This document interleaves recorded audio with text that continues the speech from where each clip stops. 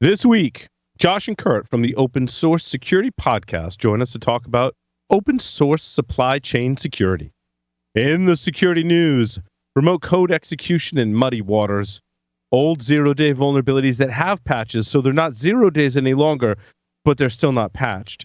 When you just want to hurl, malicious containers, FCC banned stuff, these are not the CVEs you are looking for when BMCs attack, Zeek on Windows, and DOM clobbering.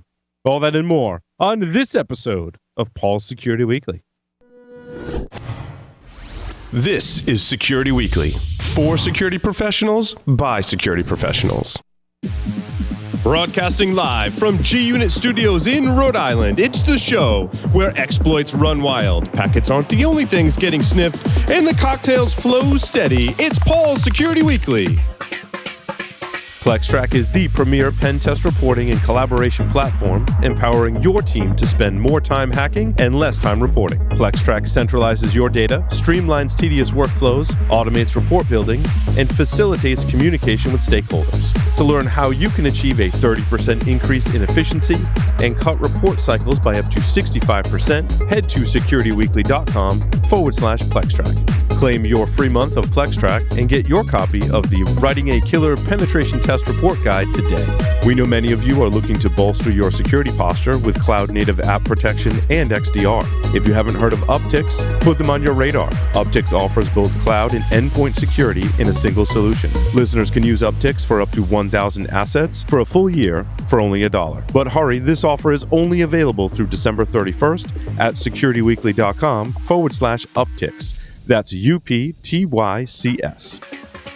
Welcome, everyone, to Paul's Security Weekly. It is episode number 765, recorded on November 30th, 2022, right here or there in G-Unit Studios in Rhode Island. I'm actually not in the studio this week. I'm joining remotely because apparently I have the flu. But I feel well enough to do the show. And so I'm thankful for that. And thankful to have my co-host with me. Mandy Logan is here with us. Mandy, welcome. Hi, thank you. I'm very sorry about the flu. That sucks. Yeah, it's okay. It was kind of interesting. I was like, yeah, my middle son was feeling kind of crummy, so I took him to the doctor's yesterday morning. And it happened to be my doctor's office I took him to. And then like the nurse that's been there forever, who's my friend, was like, yeah, so he has the flu, which means you probably have the flu. So I'm writing you up and I'm testing you. I'm like, oh, yes, dear. So she did that. And she's like, yep, you got the flu too. I was like, well, I kind of just have like a sore throat. So, but all's well. Everyone's feeling better. I mean, the whole house has it. And we're working through it. Mr. Tyler Robinson is here with us. Tyler, welcome. Thanks, Paul. That surprises me in the least that your friend has told you you're going to stay home as your wife is, in that profession. Kind of know that feeling. Exactly. And I mean, you're a soccer fan and player, Tyler. We got oh my gosh from. I've literally not slept or worked in the last I bet 2.5 weeks. But my middle son is the one that plays soccer. Actually, my youngest does too. And we spent a lot of time with the soccer team, and all of the soccer team and the soccer parents, like many of them have the flu. I'm like, oh, I think we figured out how we all got the flu. You guys all watching World Cup at 3 a.m. together? No, we watched the weekend USA game where we tied England. We watched that game. Did Argentina win today? They did. Oh, that's good. And I'm glad. With that, Poland moves on. Mexico had 3 minutes left in OT and lost by a goal differential decision. So we have a lot of employees in Argentina at Eclipsium, and so I'm kind of. There's no work getting done this week. No, I'm rooting for Argentina. I mean, I'm rooting for US, but I'm rooting for Argentina as well. So it's Messi. You got to root for Messi. You got to root for Messi. Absolutely. My kids all have Messi jerseys, the whole thing. Mr. Sam Bound is here with us. Sam, welcome. Thank you. Glad to be here. You said you got tested for the flu? There's a test? I did. There is a test. Not. I wish there was a home test for the flu. Is there? Yeah, Oh, you can. well, see that. LabCorp will send you a triple test, a COVID, RSV, and flu test, and they'll bill your insurance for it. And it's an at-home swab. You got to send it in for the results, but yeah, it's not a problem. Yeah, okay. Yeah, I like that. Hey, Josh Marpet's here with us as well. Josh, welcome. As always, pleasure. Taking us to school on home testing. When you have a 4-year-old and a 4-month-old, you learn about every kind of test and swab and It was nice to get results, kind of almost instantly, right? Like it didn't take that long to come back. So we got tested for COVID as well, COVID negative, but influenza A positive. So there you have it. Security Weekly listeners, we need to hear your voices. Leave us feedback on Apple Podcasts and submit a screenshot to our giveaway form for a chance to win a $100 gift card from and for Hacker Warehouse. This giveaway will be open until the end of the year. We appreciate your honest feedback so that we can continue to make great content for our audience. Visit securityweekly.com/giveaway to enter. And that's great. I love Hacker Warehouse. I keep meaning to buy more stuff from them because they just have cool stuff, basically. On to the news for this week. What do you say we start? I always just start at the top unless anyone else wants somewhere else they'd like to jump in. No, that's a cool story. Yeah, so my stories number 1 and 2 tie together. I did not. Julian has an amazing post, and I did not read through the entire laborious technical details of his post. But it is a very, very lengthy and very, very detailed post. Julian did a great job, almost too good of a job of summarizing, because if you read paragraph 3 of Julian's post, you get the gist of everything that he found. Intel calls this a privilege escalation vulnerability. Julian calls it remote code execution. Kind of interesting. We've had this debate before. This one, maybe there's some wiggle room here. Tyler's laughing already, right? Because it says the chain's first vulnerability bypasses DCM's entire authentication process if the application is configured to allow authentication from Active Directory groups with publicly known SIDs. I assume that means if you enumerate Active Directory and you get the SIDs, you can use the SID to authenticate as part of the authentication to Intel's Data Center Manager console. Is that true, Tyler? Kind of. So there's a bunch of different things Steps, here. One is abusing the authentication flow process for Kerberos. So you can essentially specify which Active Directory, or you can control the realm from the service by the fact that it leverages a Java class for the KDC and the AS request, which is Kerberos, part of the Kerberos protocol. From there, you can actually extrapolate a bunch of things, and because of the way that they're handling the AS responses, you can do some decryption and decrypt part of the encrypted values and insert hard-coded passwords or pull out hard-coded passwords from there. So essentially, you're able to go from an unauthenticated or guest user and get all the way down to a place where, leveraging a series of chains of attacks, you can get from there to known SIDs, to Ldap requests, and start to build a chained path to basically a full exploitation. But Tyler, I want to go back to where you said an unauthenticated or guest user. Are those, with respects to Active Directory, two different things? So because they're using, not to confuse this being Active Directory integrated, right? Like it has the ability to query Active Directory via Ldap or Kerberos in order to conduct its authentication. This is not an Active Directory vulnerability. Therefore, the guest account on Active Directory does not technically exist in modern OS or modern Active Directory, right? You look at something like pre-Windows 2000, or some of those where you have unauthenticated access to Active Directory because of a migration path, that's just a misconfigured Active Directory, then yeah, there's something unauthenticated users and or guests can do with inside Active Directory. This is not that. This is part of a role with inside of the management of this Intel console or Intel. It's a DCM. So, which is DCM itself is an entire data center management console. So it's essentially allowing Active Directory authentication integration to the baseband management of the Intel management platform. So you're managing data centers and blades and stuff. Yeah, exactly. Right. Does so in your opinion, Tyler, is this privilege escalation or remote code execution? Both, because you can do privilege escalation. You're going from a particular unauthenticated or guest role or guest user with inside of Intel's platform. By doing that, you're able to gain that code execution through this. So it is both, in my opinion. Again,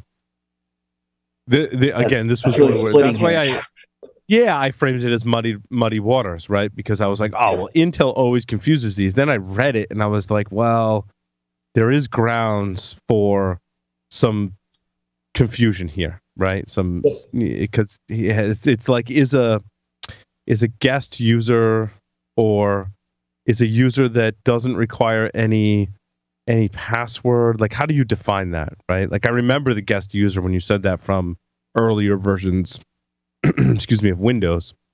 So like if everyone knows what the username is and there's no password and you can use that to gain higher privileges, is that privilege escalation or is it just remote code execution? Like we could debate that till the cows come home, I feel like. Yep. And at the end of the day, it really doesn't matter because you've got code execution. Yeah, this one, I was a little disappointed in Intel, honestly, for the amount they paid out on this bug, because having been in a few places where this is deployed, like you could cause some serious mayhem. And I think it was a $10,000 bug reward, which I apparently took a little bit of effort to get to. And granted, this was codes. They had source code and source code review, but making this full attack chain out of just that from a 0 to nothing, that's a pretty hard exploitation path and pretty serious consequences based on the technology that this was done on. So I don't know. I was a little disappointed in Intel's handling of that one. Yeah, I think it's interesting I'm not sure how this works in other baseband management controllers or BMCs, but Intel's, and I'm not sure if they have multiple SKUs or products, but I know in a lot of instances, AMT or active management technology is tied to Intel ME, which means potentially vulnerabilities could translate between the two.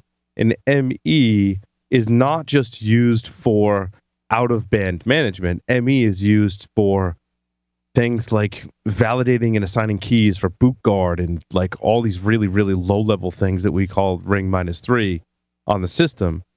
We've got another example of BMC vulnerabilities that Sam had put in, which I had forgotten to put in, which were vulnerabilities in other baseband management controllers.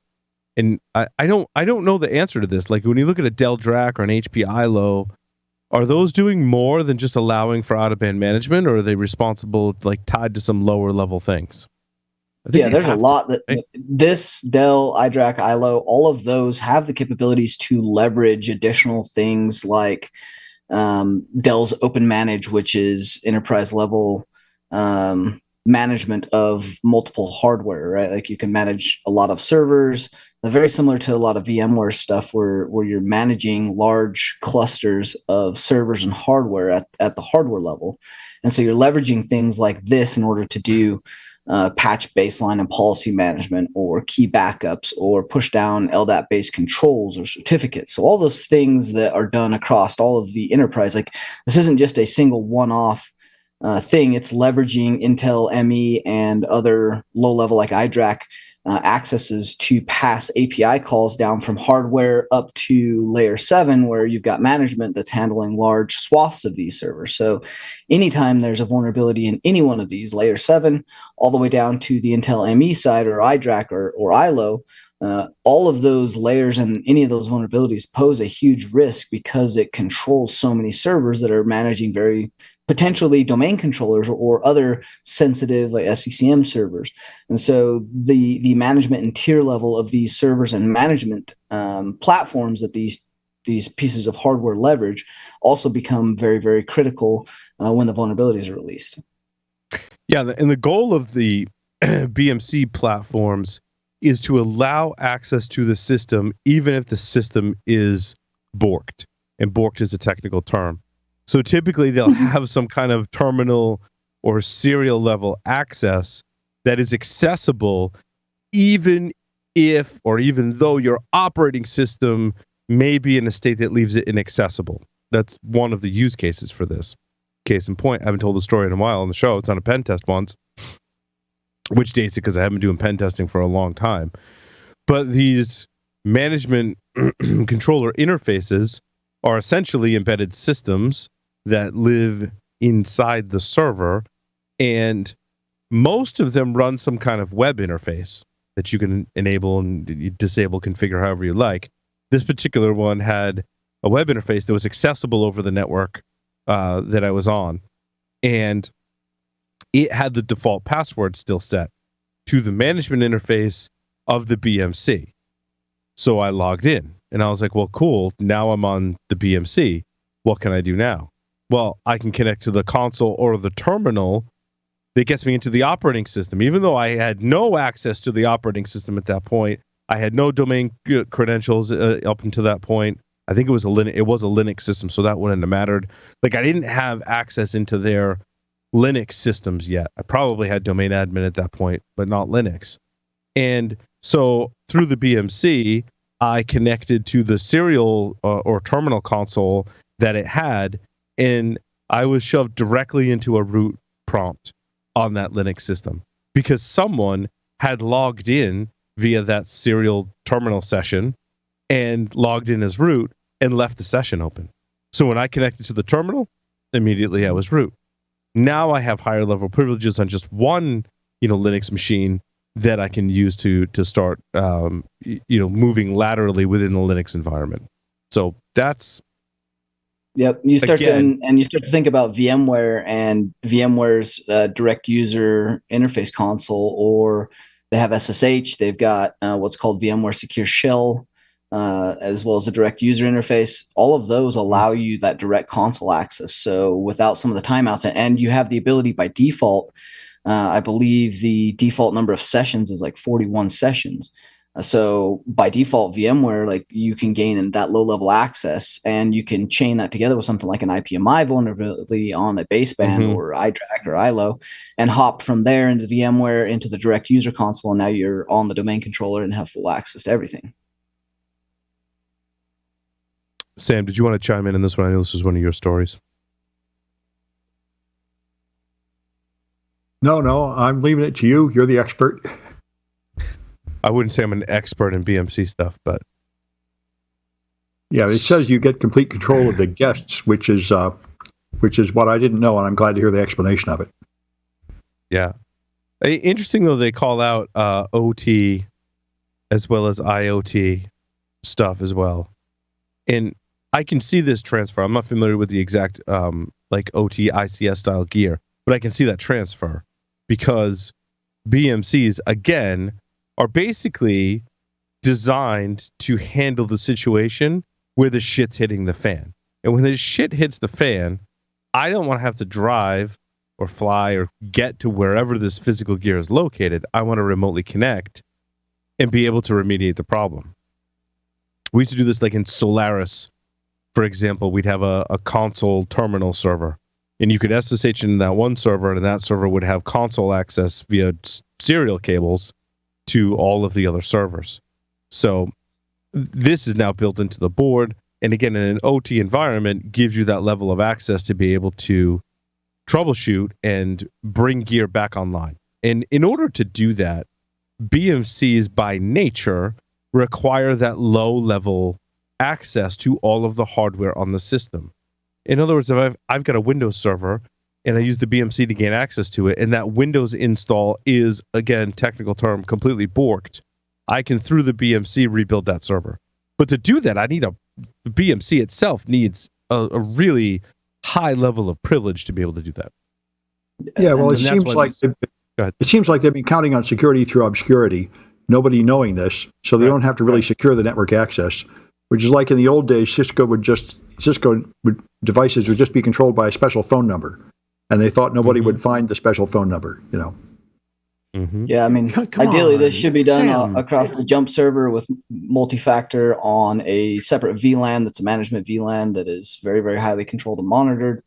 And even then, like you talk about OT and IT being a little bit different here, like you've got real-time operating systems and software like Wonderware that is leveraging these things where you're actually controlling hardware.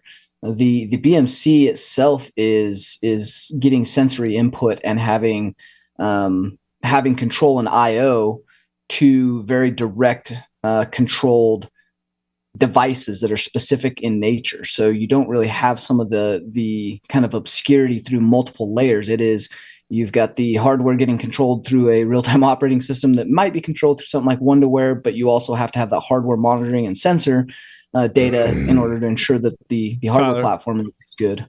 I don't know if you did it on purpose or if you knew this or not, but you chose the one piece of ICS software, Wonderware, that I'm actually familiar with, because I wrote some of the configuration management checks for Wonderware when I worked at Digital Bond. Yeah, I mean, it's a big one out there, and they've had a few vulnerabilities at interesting times, but they've done a pretty decent job. So I don't mind. They seem pretty engaged. I remember communicating with them when I was working on that. I remember meeting someone that worked there when I went to the conference, and they seemed very engaged. They seemed genuine. I don't know today, this is years ago, but I assume it's still the same culture where they seem genuinely interested in improving the security of their products and the overall security for their users. So. Yeah, they're pretty decent. So all right, yeah, Mandy. A couple comments. Well, first, on Julian's write-up, if you go back to where he's talking about, let me find it again. Sorry.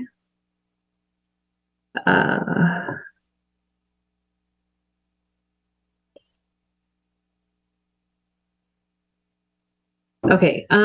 He talks about, however, the arbitrary Ldap server will return a SID for any queried user of S-1-. Like, who would be any queried user in that situation? Does that make sense? Like, why? Say that again. You're jumping back to a previous story, so sorry, my brain had to reset. It's okay. It's totally fine. On Julian's write-up. In his breakdown after the raw search request and the screenshot of that, he says our arbitrary Ldap server will return a SID for any queried user. You can essentially query Ldap if you know the SID in which you're looking for and or leveraging common SID queries. You can get that Ldap server to respond to you and essentially do recon or build a Sid list in order to build your secondary chain. So you're going to go get all the domain admins and their correlating SIDs. Right. And from there, you can actually build real usernames and begin to guess passwords or password spray. Okay. And that's what later on he's saying about it returns a random SID here and then you get an empty user list on line 462. Okay, so that's interesting. There's quite a bit here for Ldap, and like if you're not familiar with Ldap and Kerberos, like run through a quick primer. There's like several really good ones online. Like run through a quick primer right before reading this. This article will actually be very, very valuable to anybody that's not familiar with those, and you'll actually learn quite a bit around Ldap and the structure the applications use. But this is a very deep article from a technical standpoint of Ldap and Kerberos and some of the nuances of how you're actually building application level queries and authentication paths. It's amazing that we're still using technologies like Ldap and Kerberos, that Microsoft was the one that adopted them. Ldap and Kerberos largely lived and stood on their own 2 feet or 4 feet, I guess, if you will, before Microsoft adopted those two protocols. I remember being at the university and we would use them, both LDAP and Kerberos, independent of Windows, and having to understand those protocols at a certain level to be able to administer the servers and provision users and things of that nature. So it kind of forced my hand, and then Microsoft went ahead and adopted it. Changed, some of those more traditional implementations, of course, but embrace, extend, still, extinguish. Yeah, that also ties to Trusted Sec's article on bypassing Kerberos detections. Again, if you've not read or get into Kerberos, I left that to you, Tyler. I didn't write that one up.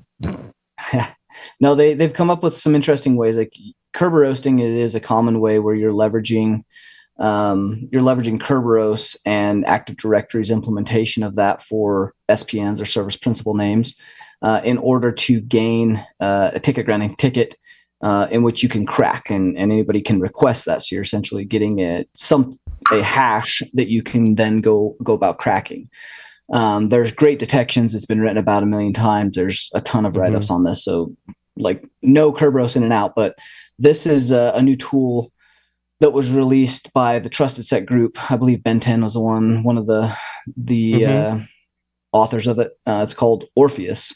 It essentially allows you to do some interesting things with the ticket encryption type and how you're blending in and what you're requesting for things like renewable tickets or trying to remember a couple of the other ones, forwardable tickets. There's a bunch of nuance to how you actually create the ticket granting tickets and do the requests. So this tool allows you to blend in a little bit better and get around some of the detections that most AV, EDR, logging sim, the things that alert.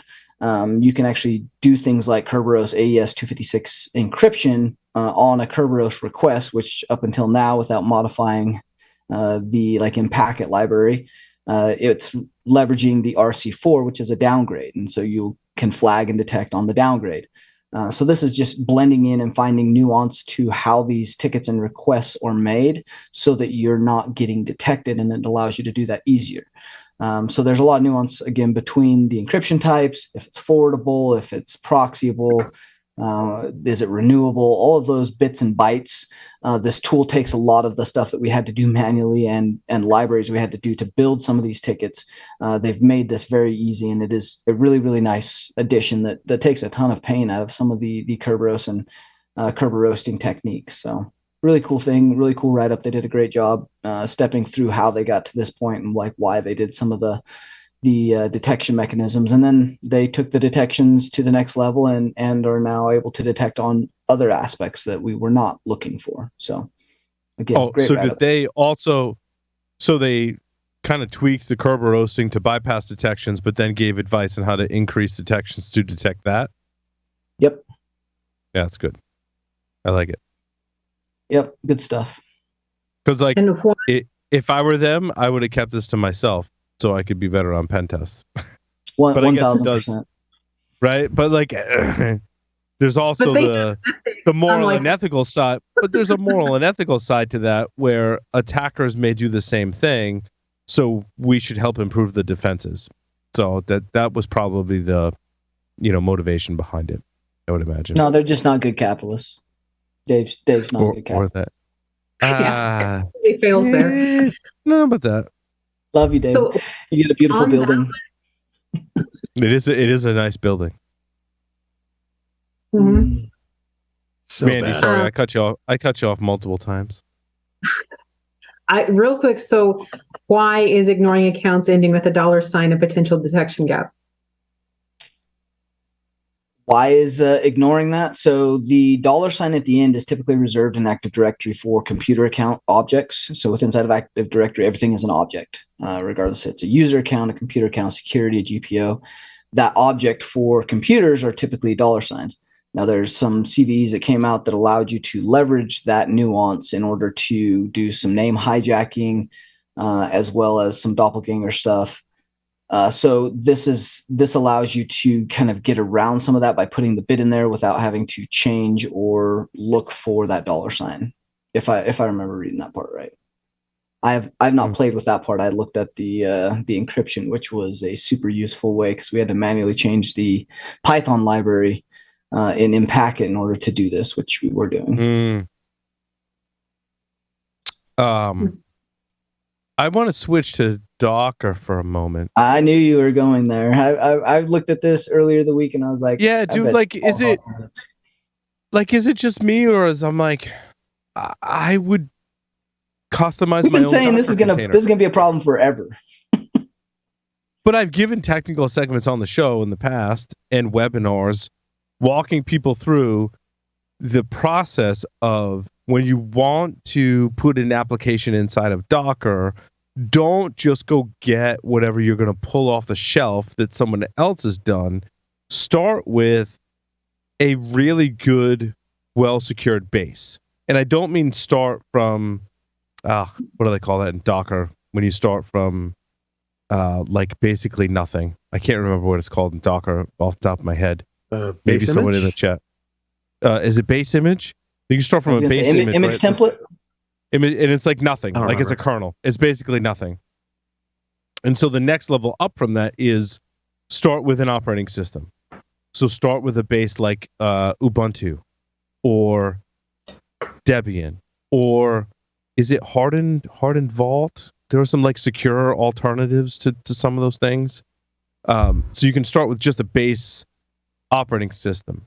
Then within that operating system, install all of the applications and utilities that you need and break those into multiple image layers, Docker container layers, so that you're a scratch. Thank you, Gene, Eric in Discord. Is starting from scratch is literally nothing. But work your way up so that you're installing the application the way you want the application to be installed in multiple layers, so you're leaving behind utilities that you don't need in your build. And I've showed people how to do that. It's not, if I can do it, anyone can do it. I just did this recently. I took a Python Flask application and I put it inside of containers, and I broke out the web server and the app server container, and I pulled on multiple examples. That the examples I pulled from are in my GitHub accounts, but they're also, some of them are public. I've presented them on the show. So I pulled all those together, and I end up, I think, with some really neatly secured containers. The alternative is I want to run an application like Grav. I don't know if you guys looked at Grav. I'm thinking of building my next blog on Grav. So I can take someone else's complete Grav build, or I can go build it myself. And this is where you start getting into like how much effort you want to put into your application versus relying on someone else's code. I liken this to Linux distributions as well. I can run Arch Linux or Gentoo, or I can run on the opposite end of the spectrum, like what does that look like? Ubuntu. It's basically you're trusting someone else to do more of the work for you than doing some of the work yourself. So do I want to run Gentoo and compile everything myself? Well, yeah, sure, but I have a life. So, but do I want someone to hand me something that I have to trust them and their supply chain and all their configuration? Maybe not. I want to be somewhere in the middle, I guess, is where most times. The problem is, Paul, is that you're either asking us to trust you with your package trust yourself, management, or to yourself. believe that you have a life. Yeah. Yes. There is that So what you're really saying is all the Docker images should be on the blockchain. Oh, I'm going to hit you so friggin' hard, Sam. That is Okay. not what I'm saying. Not what I'm saying. That's a good point, Sam. No, it's not, Tyler. It is not a good point. You know what I find surprising about this, like more from just a broad view, is that I'm kind of shocked that out of the 250,000 unverified Linux images they scrutinized, they only identified 1,652. Honestly, I feel like this would be such a basic and easy way for malicious actors to set up easy access. I think that would be high payout. So I'm kind of shocked there isn't more. They didn't find more with malicious code. Yeah. I'd like to point out that in the Google App Store, it's something like 80% of apps have malicious or spyware or something on it. You know, if you liken this to an app, it's effectively an app store, isn't it, Paul? It is. No, I agree. I think it's a fair analogy. absolutely. And on the App Store, that's an unknown number or unquantifiable number because Apple doesn't let you do those things and look at the code. So They bought a company that does the analysis, though. They did. They bought. I don't remember the name of the. Is Why Nate did Lawson? Tyler's words? They bought. No, they bought Nate Lawson's company to analyze all the apps in the App Store. So, but again, you have to trust Apple that Apple is going to do the due diligence and make sure there is nothing malicious in their App Store. In a way, your interest and Apple's interests are aligned. Apple does not want to allow malicious things to be in the App Store. You, as the user, don't want to download malicious apps. In a sense, your interests are aligned because Apple wants to keep you in the App Store. They want to keep you paying money to Apple, buying the latest phones, spending money in the App Store. And if they provide a secure and environment that has integrity, you'll continue to do that. So, well, you know, it hardly matters because we're all going to have. But you got to trust Apple. Wait, what? Now you have to trust Tesla? Yeah. We're going to have the Tesla phone. That's what Elon Musk says. I don't want the Tesla phone. I want to point out if I make fun of Elon on Twitter, does my Tesla phone stop working? And then I can't get into my car? Yes. Probably, I want to point out that it was Tyler's words just a couple of minutes ago, and that grin that made me fill with fear. I have an iPhone, Tyler. Don't screw with it, please. It's not like they don't let you look at the code. I was listening to a great Linux podcast, Linux Unplugged. Linux Unplugged was talking about Grafana. What is the Grafana. Android OS that's open source?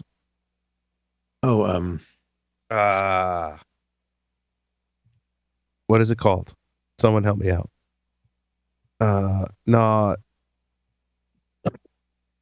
Graphene? How do you say that? Graphene OS. Graphene, yeah. Graphene. GRAPHENEOS. There's also Lineage as well. Graphene OS. Lineage is the one I was familiar with. Yep, and Lineage is out there too. They were big on the Graphene OS, which is an open source, but they were going into all of the things that you have to do in order to get certain functionality. And one of the hosts was like, he's like, I love it because I have more freedom and control. And like, dude, I feel you there. I feel you. But then he said, Android Auto doesn't work. And that's a really big thing for me because when I get in the cars to take my kids here, there, and everywhere, it's Android Auto that lets me listen to podcasts in the car. So that would be a somewhat difficult thing to overcome. I mean, maybe not. Yeah. So Lineage, as is Calyx. You just got to go straight to the source. Go to Google and just get Google Raw. But that's the thing. So this is my point. When we talk about Docker containers, when we talk about Android, and we talk about Linux distributions, like where on this spectrum are you? I feel like I've been using this analogy a lot of the wide spectrum, right? You've got a scale of 1 to 10. The 1 through 3 is I'm using all open source and I'm compiling everything all on my own and I'm controlling everything and I have all this freedom. And in one case, it's wonderful, but a lot of things don't work and there's serious pitfalls. Then I go from the 7 to 10 on that scale and I'm all Apple. My laptop, my phone, everything is all Apple. They control everything. I can't change my default text messaging app. I trust Apple wholeheartedly. I think many of us want to live somewhere in that 4 to 6 range. Where There's I don't nothing want there. that much responsibility. I don't want that much responsibility, but I don't want complete loss of control. That's where I like to live. That's why I use Manjaro and maybe Android. It's kind of not great analogies, but I want to live in that 4 to 6 range because 1 to 3 is way too much work, and 7 to 10 is a complete loss of freedom. Now, security-wise, what do you overlay on that scale security-wise? Does it even matter? Security-wise, how much does it matter? To the average user, it doesn't matter. Like they just want the next latest, greatest camera that looks nice and the $1,000 feel that took millions of dollars to build that you put a $5 case on. So like that's what everyone else is thinking about. That's what Apple's thinking about because that's who's buying. like the security with inside of that. I mean, I go back and forth. I've been on iPhone and Android back and forth 100 times. Whoever's producing the most 0 days at the given time and who's not pissed me off from their settings and user configuration, like that's who I'm with that time. But where are you at now? Where are you at now, Tyler? But now I'm at a Pixel. I went back to a Pixel. Like iPhone, these last Pixel 7. Yep. iPhone pissed me off pretty heavy with their last updates and their. And I tell you what, we had to get to the Pixel 7 before we got a camera and software for the camera that rivals anything on the market today. I'll put that out there for all. And it makes everything else look pretty bad, honestly. Like the software does some enhancements that are just. My wife has always been iPhone. I've always been Android, and it wasn't up until the 7 where she was, Paul, give me your phone. I want to take a picture with your phone, and I want to use the features where I can take people out of the backgrounds. She constantly now grabs my phone to take pictures, whereas before it was the opposite. She was like, your phone is terrible at taking pictures. I'm like, yeah, your iPhone is way better. I'll give you that all day long. It wasn't until the 7 where she said, give me your phone, and that's her go-to now is my phone to take pictures. So that, I mean, that there's. And I've noticed that the service matters too. Like, right, with which platform you're on. Like, I'm going to tell you, Google Fi works way better on Google devices. Like playing with T-Mobile and Verizon. Like, yeah, they're all the same towers, but the way the telcos push ROMs and the way they handle the hardware based on whose hardware it is and how it was imaged, like which baseband you're running, those things actually play into it. And from a security standpoint, between the SMS stuff and some of the back-end stuff that we were tracking, like different providers play differently with different pieces of hardware, and it's enough to piss you off. Yeah, and you can't control it. But Gray Fox in the Discord is bringing up some great points. You trade privacy, and I'll add on to that, and I agree 100%. You trade privacy, but like there's privacy, security, and freedom that are all intertwined together. That is like, where do you end up on the scale? You could go try and do everything yourself, but you're going to gain a lot of privacy, but you might sacrifice some freedom, some functionality that only you can get from some of the more commercial offerings. I think it's a great, we're not talking about stories, but it's also a great. It's a sad place we're in, though, right? But it's a great analogy to go. Just like a political party. But go to Twitter versus Mastodon. What I love about Mastodon is there's no algorithm. I feel like or everyone's content on Mastodon has an equal opportunity to do well or not. Where on Twitter and LinkedIn and Facebook and Instagram and TikTok, the algorithm is dictating whose content is more popular, and you're leaving that to someone else. And one of the things I like about a federated social media network is that there's no algorithm. In some ways, that's wonderful. We'll see what the other side of that coin is. Maybe it's not so wonderful. But I want to go back to like not having an algorithm, and I want to go back to not having one central entity control all of the content. So Twitter decides who's on the platform, who's not on the platform, and what the platform is. With Mastodon, I can be my own server, and I have multiple servers that I can join. I think those two things for me, it makes it pretty cool. So social media on the blockchain, then that's what you're asking? No, I'm not. Nowhere in my description is there the word blockchain. That's why we have to add it in for you. No, yeah, I'd say everything you say, just basically, I think they all lead back to blockchain. Every word. Yeah, decentralized blockchain is what you want. I think if it was on the blockchain, you would be doing better. I want my own podcast. Can I have my own podcast? As long as it's about blockchain, talk about blockchain. That's right. With Mastodon not having the algorithm. Now, personally, for me, it reminds me of early days of Instagram, where I felt like I got more just raw input from the people I wanted to interact with. Do you feel then that now, say with Mastodon, it allows you to be more of master of your own domain in what information you actually take in, instead of being fed what they want you to know? I think it's a great point, and I'm going to interpret that as and answer it in the context of when I post on Mastodon, I'm posting what I believe is interesting and people want to consume. Whereas when I post on Twitter or Facebook or LinkedIn, which are my 3 other main social media networks, that I post first criteria is what I think the algorithm may like the best. The second criteria is what I think people are interested in. And I think that's the difference. I don't know what that has to do with security. I mean, what has to do, anyway.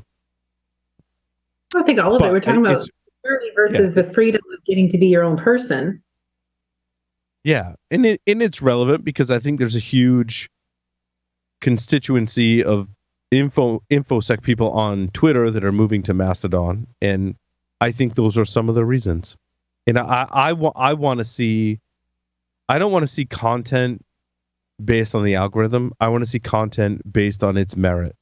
And maybe you need a different algorithm, but I don't know. I want to see content that stands on its own. Like, I've always been a huge proponent of rewarding for great content. And I feel like the algorithms are, you're rewarding, you're promoting the content that fits an agenda, that fits something different other than great content. And who's to say what great content is, right? Well, I think Mastodon is better now because it's a nerdy alternative, and Twitter is still there. So only the most extreme technical people have gone there. So it isn't really the algorithm or the lack of it. It's just that it's a niche like B-Sides, where only a small number of people would go there. Sure. And they're the right people. I want to go to FCC banning devices. So this was a joint effort between, or independent efforts that under the same umbrella that basically banned devices that pose a threat to national security. And many of the devices that were banned were from Chinese-based companies: Huawei, ZTE, Hikvision, Dahua. But my whole thing on this one is, and there was a lot written about them, and this hit a lot of the major news outlets this week. But my whole thing is, the problem with this is, if you say Hikvision, everything from Hikvision poses a threat to national security, we should not use them.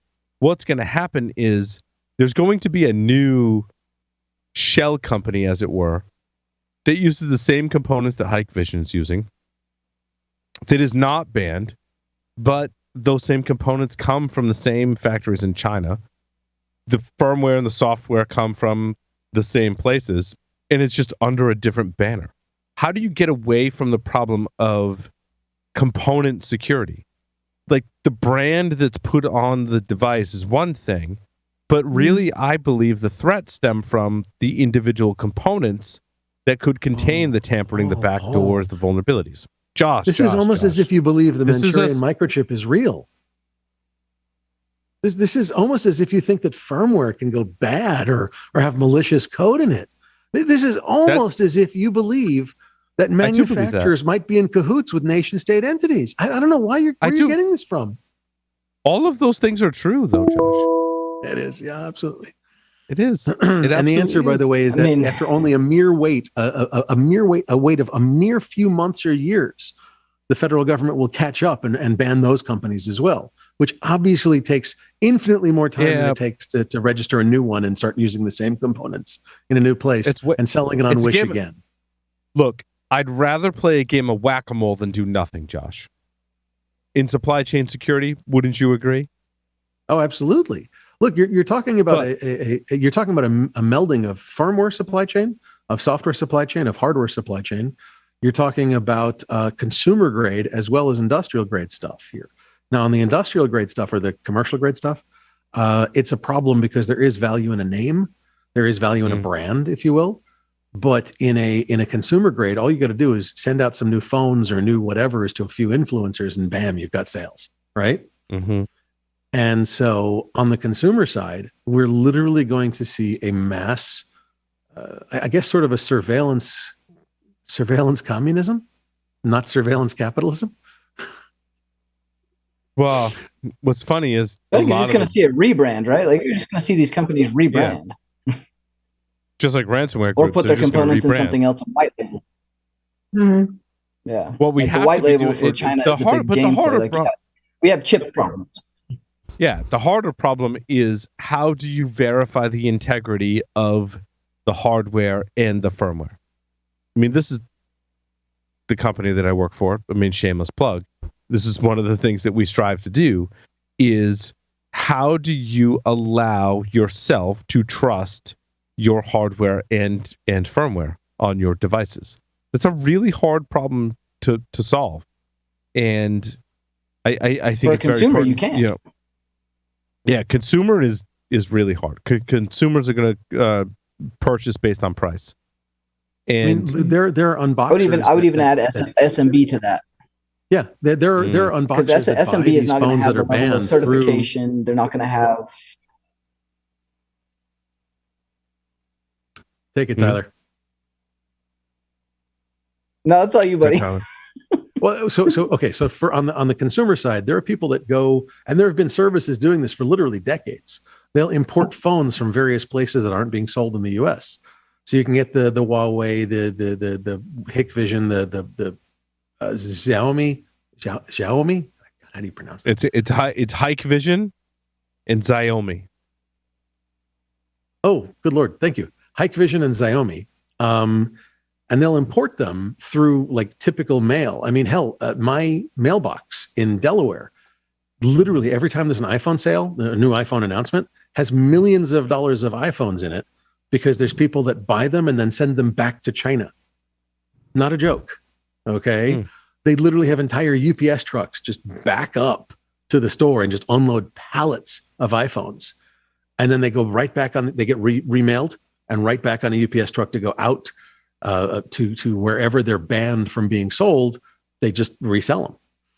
It happens all over the world. So you're not going to ban them. Anybody who really wants that specific phone with this immense camera or this huge memory store or whatever is going to get one somehow. And Tyler, your thing about SMB? It's going to come with a back door. Come on, that's free. Yeah, you know, I mean, that's the problem. Like enterprises have a problem.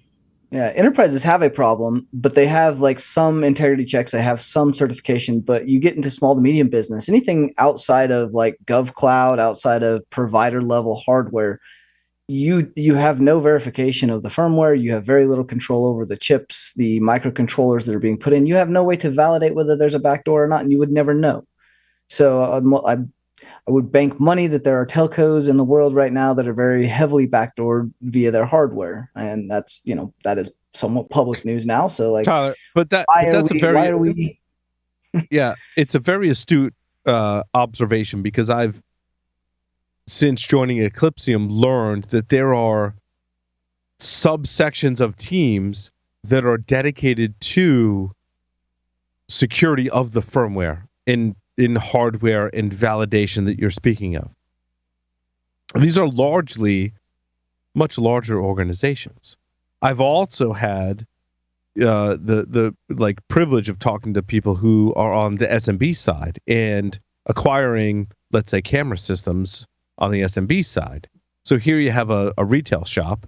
They don't have an enterprise team that has a subdivision that's focused on, I got to make sure all the firmware is up to date. I got to make sure the supply chain is secure on everything that we're implementing because we're a large financial or large company, Fortune 2000, whatever the case may be. You get into SMB and they just want the functionality. If that comes from Hikvision and I get the functionality, their benefit is high. Like the benefit of us, let's just talk about surveillance systems. As an SMB, the fact that I have surveillance is a huge security benefit, a physical security benefit. Do I care whether or not there's a back door in there? I don't have the facilities to be able to determine that. And I think that's an issue for sure.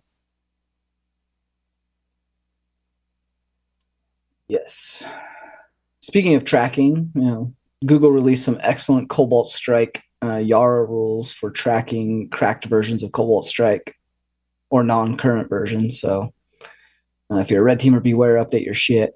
Make sure you're valid. If you're using a cracked version, you should be getting caught anyway. But this particular set of YARA rules that Google went through and analyzed, they looked at hundreds of thousands of these and went through some private stuff and a lot of community submitted virus total indicators, and they've picked out ways that they're able to detect individual versions, pinpoint those, and figure out whether they're cracked, which version it is, and which component within inside of that is out of date and can be detected. So some really cool stuff that they did around that in order to kind of contain some of the cracked Cobalt Strike running amok with threat actors and ransomware groups.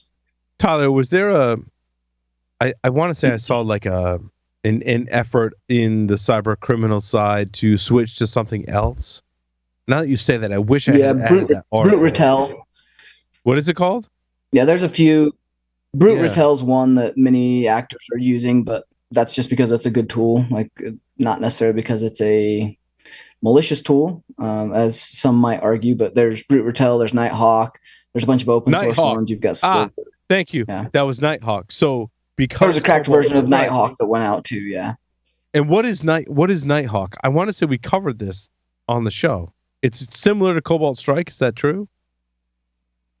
Yeah, it's a C2. It's a C2 framework.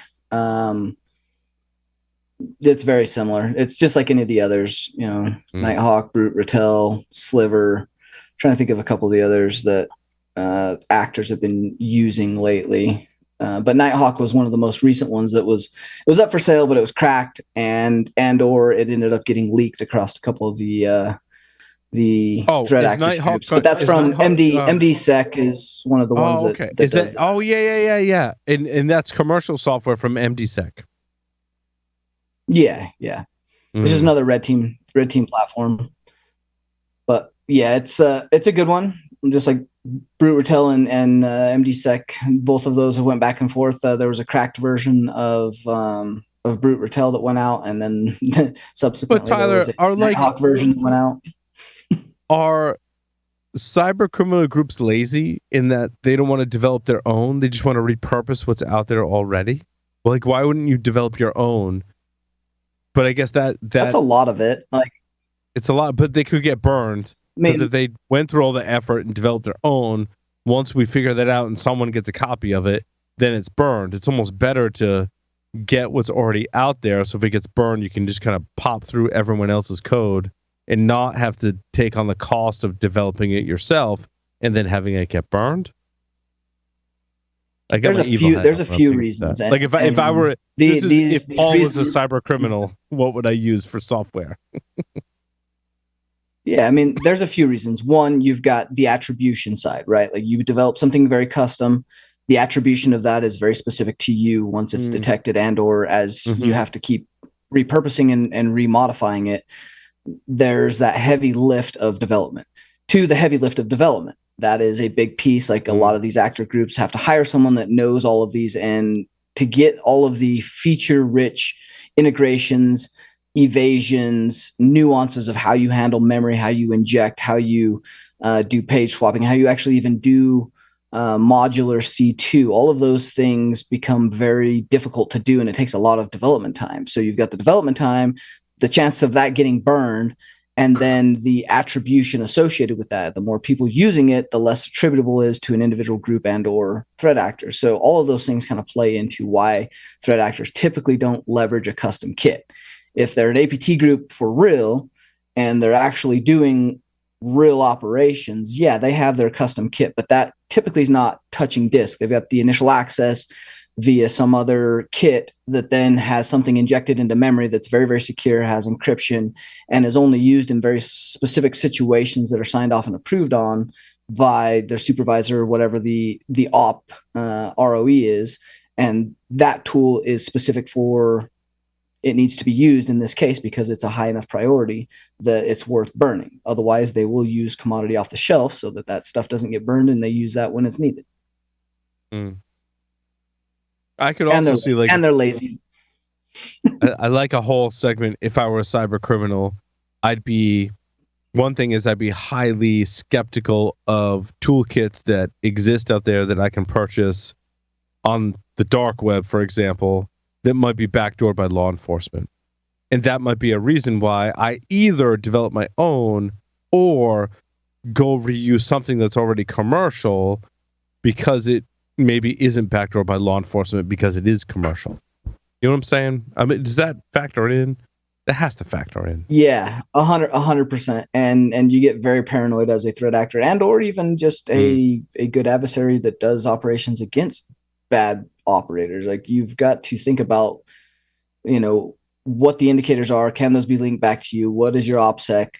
Do you trust this code? Can this code be leveraged against you later that could potentially leak your identity and put your life in jeopardy? Like, the stakes get a lot higher when you start to play at that level. When you're just red teaming or going against a company, like, yeah, you don't want to get caught. You've got contracts. You're trying to look good. You're trying to do a good job for your customer. But when you're doing this stuff for real, like, it becomes a little bit higher priority to get some of those things right and to do a little bit more due diligence. Is Sam, you still there? Yeah.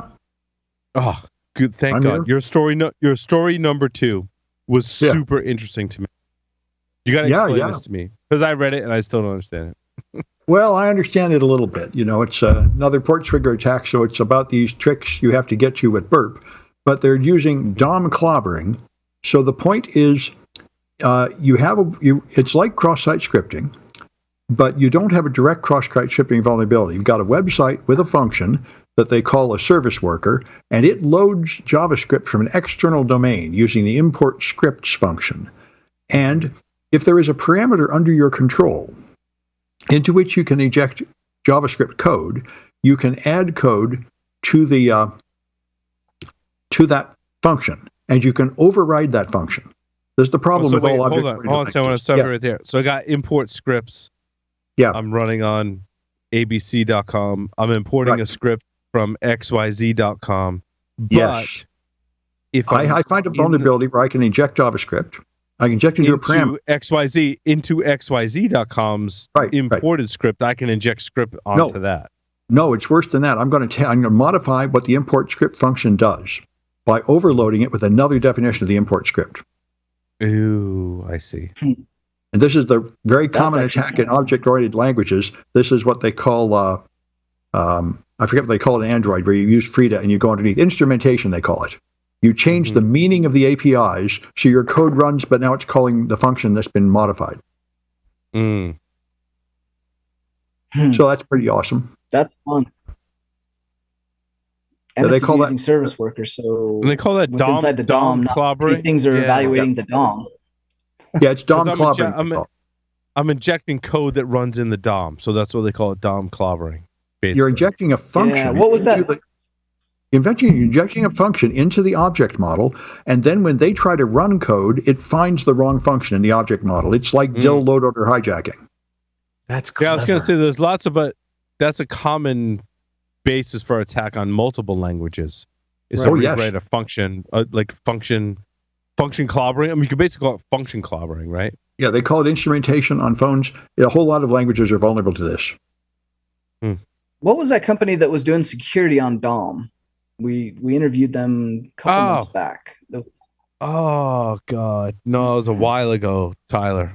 They could help with this, and I can't never remember the way that they were handling DOM sandboxing for a while. Yes.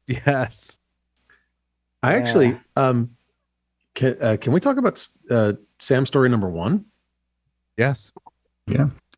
But hold on, before we get into the Dropbox specifics here, someone was telling me earlier that Dropbox has saved a lot of money and become profitable because they pulled out of AWS and were running their own infrastructure. Is that true? I haven't looked into that. I heard that. True, I don't know if it's true, but I heard that. I heard that. Okay, so Josh and I both heard that. And I was listening to the guys on Iron Sysadmin podcast were also talking about that. And then someone else told me today, what you just corroborated, Josh, was that Dropbox also saw that cost savings because it's expensive to run in the cloud. Anytime there's there's entire companies dedicated to helping you reduce your AWS bill, that means that's a huge cost center, right? Typically, most companies move to cloud to get to stable operations, and then they graduate from the cloud and they go to a data center or co-location or something like that, at least in part, because they realize, hey, this part of our tech stack is stable. It doesn't bounce that much. We don't need the auto scaling. Let's move to a monster piece of iron in some co-location center that can run all of our exact same virtual machines. If you've got an app that doesn't need to auto scale, you're going to benefit from not running that in the cloud. Yeah, absolutely. If you got an pieces that do need to auto scale, leave them in the cloud. But this way, you're leaving much smaller pieces of your tech stack.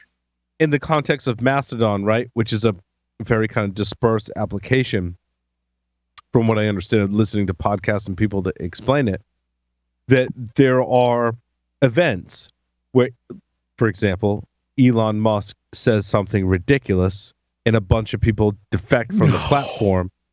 Dude, that's a case for auto scaling in the cloud right there. Right? Well, remember the Reddit hug and remember when it was, they got slash dotted today. That kind of thing. Yeah, slash dotted. Yes. That's auto scaling in the cloud. But you're going to pay for that though. That's the thing. You're going to pay for that. And Netflix, I think, is one of the only companies that has still remained in the cloud. They have not graduated. They decided to stay because that's their whole model. But you got to remember as well, they make a lot of money in the cloud though. I mean, yeah, they do. Think about how many people pay Netflix. What does it cost now? Does anyone even? Do you even pay attention? There's a maturity and hybrid model, right? Yeah, no, agree. Like you have to, once you adopt from the cloud, you then are managing infrastructure. You have to take the total cost of ownership of that infrastructure. You have to hire engineers to design the infrastructure, network admins. You've got sysadmins. You've now got security platforms. You've got to patch, and that's just on the defensive side. And then you've got the offensive side of all the pen tests and platform security and scaling and APIs that you now have to secure. What you're saying, Tyler, one of the things coming out of the cloud is cheap too, but it's not. Are those hitting? Those aren't hitting costs. You got to unhide those costs. Yes. To have a fair comparison, right? And there are clouds that are that the different pricing. If you build your stuff to be multi-cloud capable, you can take advantage of different pricing, like IBM Cloud. I know not many people use it, but IBM Cloud. No, it's OpenShift. That's OpenShift. It used to be. It was SoftLayer at one point, and OpenShift. I don't even remember. It's OpenShift. I think that's Red Hat. Okay. Red Hat, because Red Hat is owned by IBM. Oh, yeah, that's true. That's a good point. But the IBM people that use OpenShift, they absolutely love it. And IBM Cloud was at one point was priced by the month. Didn't care about hours. They priced you by the month. So there are ways that DMZ brings up a great point. OpenShift is not multi-cloud. Like once you delve into OpenShift, that's where you're at. No, not necessarily. That depends. Well, but you can't transfer that to GCP or AWS. You can if you build it right.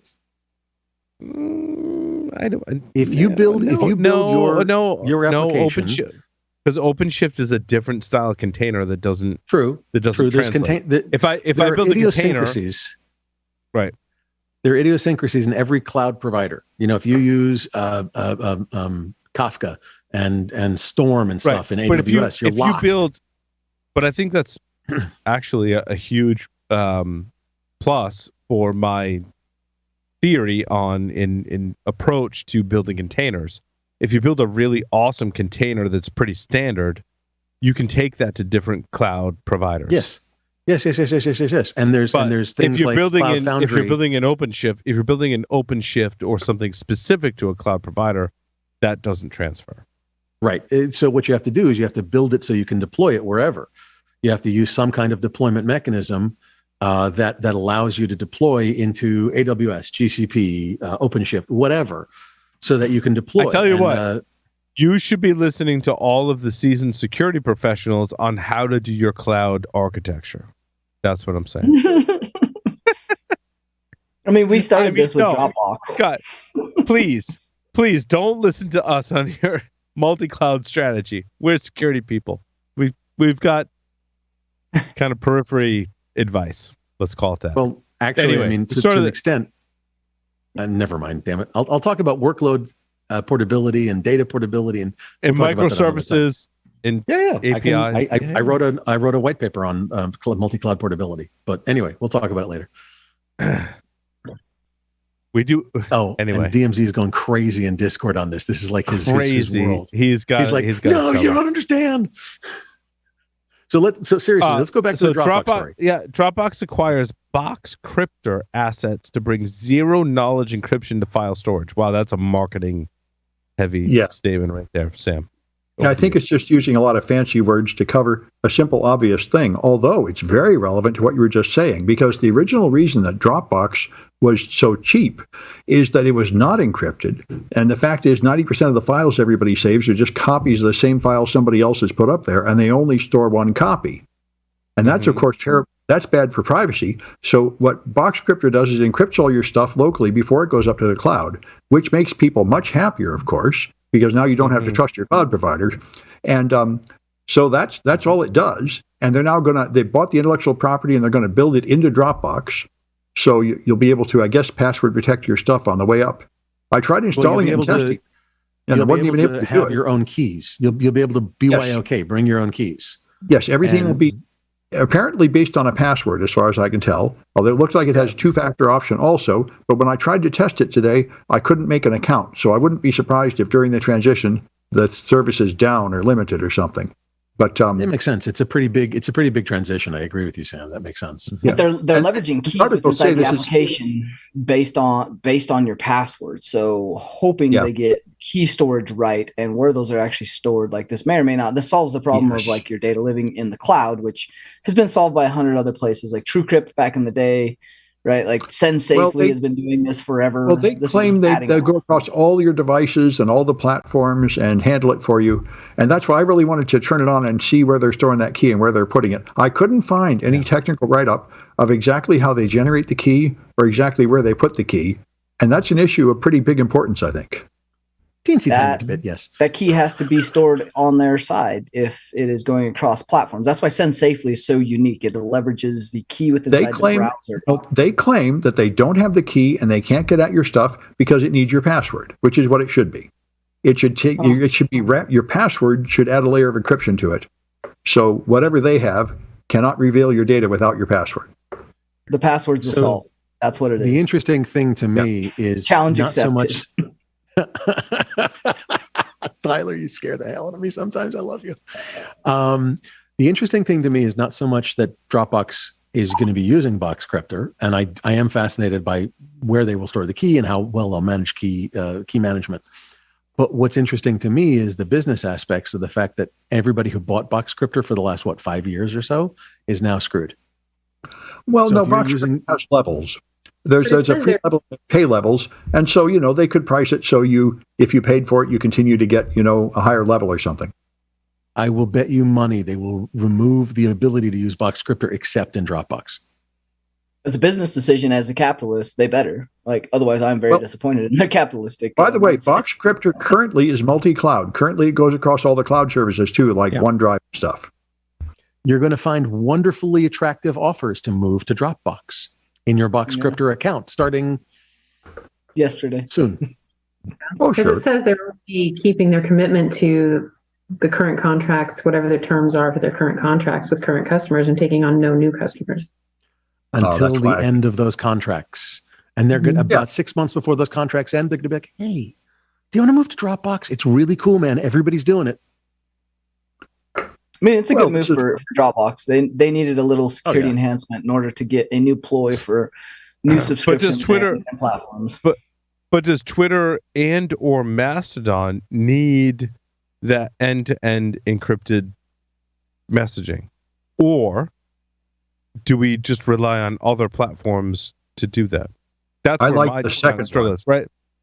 I don't think we should be using DMs on Twitter and Mastodon at all. We should use Signal for that. Sam, what happened to Keybase? Right? Like Keybase was great. End-to-end encryption. We have Signal. Yeah. We have remember OTR? Like Pigeon. Remember Pigeon? We could do lots OTR. of threat actors still rely on OTR. Was it Jabber Pigeon Jabber with OTR? Jabber with OTR. Conti Leaks was a great example of that not working well. Yeah, dude. But But we've got great example other than misconfiguration, which always leads to compromise. But we've got lots of great examples on how to do end-to-end encrypted chat. Signal, I think, being the most ubiquitous and the best one out there right now. Yeah. Why do we need a Mastodon or a Twitter or a Facebook Messenger or whatever to offer that? I think when you want to do that, you go to a more secure platform that's not controlled. I mean, in Twitter and in Facebook or Meta's case, I don't even want to, even though I control maybe I control the key, like I don't want them involved. You want to have end-to-end communication that's encrypted, let's go to Signal, or let's go to some other keybase or some other platform where we can communicate securely, no? Well, that would be more secure, but less convenient. And also, if you're going to think about privacy, if you made a fake account name on Mastodon to hide your identity, then you might not want to use something like Signal that's tied to your phone number. But I think that's part of the validation in Mastodon, which my friends at the Iron Sysadmin podcast were yelling at us and how we determined whether or not we were verified on Mastodon or not. But you don't have to. We've learned a lot and what that actually means, right? That means I put a reference to my Mastodon account on a website that I own, and that's part of the verification process, which I'm okay with that level of verification. That doesn't really speak to the end-to-end encryption where we have to exchange keys. Totally different. Yeah. Well, I think they warn you on Mastodon that the private messages are not really all that private. And I think that's probably the practical solution, is to warn people these messages are not end-to-end encrypted. We can see them, and if we make a mistake, they'll be exposed. So you really shouldn't be doing any highly confidential stuff on those messages. Well, we've always said the same thing about Twitter DMs. We're like, don't exchange confidential information on Twitter. If you need that level of privacy, move to some other platform where you are truly, back to Diffie and Hellman and the amazing, that's really the foundation. So Paul, really, we should be using PGP. I still trust PGP, and I would trust my validation and verification. But PGP, but PGP is just an extension, Tyler, of what Diffie and Hellman created. No, exactly. I don't trust PGP. Hey, it's Lee Neely. Oh, Lee Judas, Neely. good to hear your voice. Yeah, well, the reason I don't trust PGP is because you're doing self-issued certificates. There's no trust in the end who the other side is for me. Yeah, but that means I'm used to PKI where they're formally issued certificates.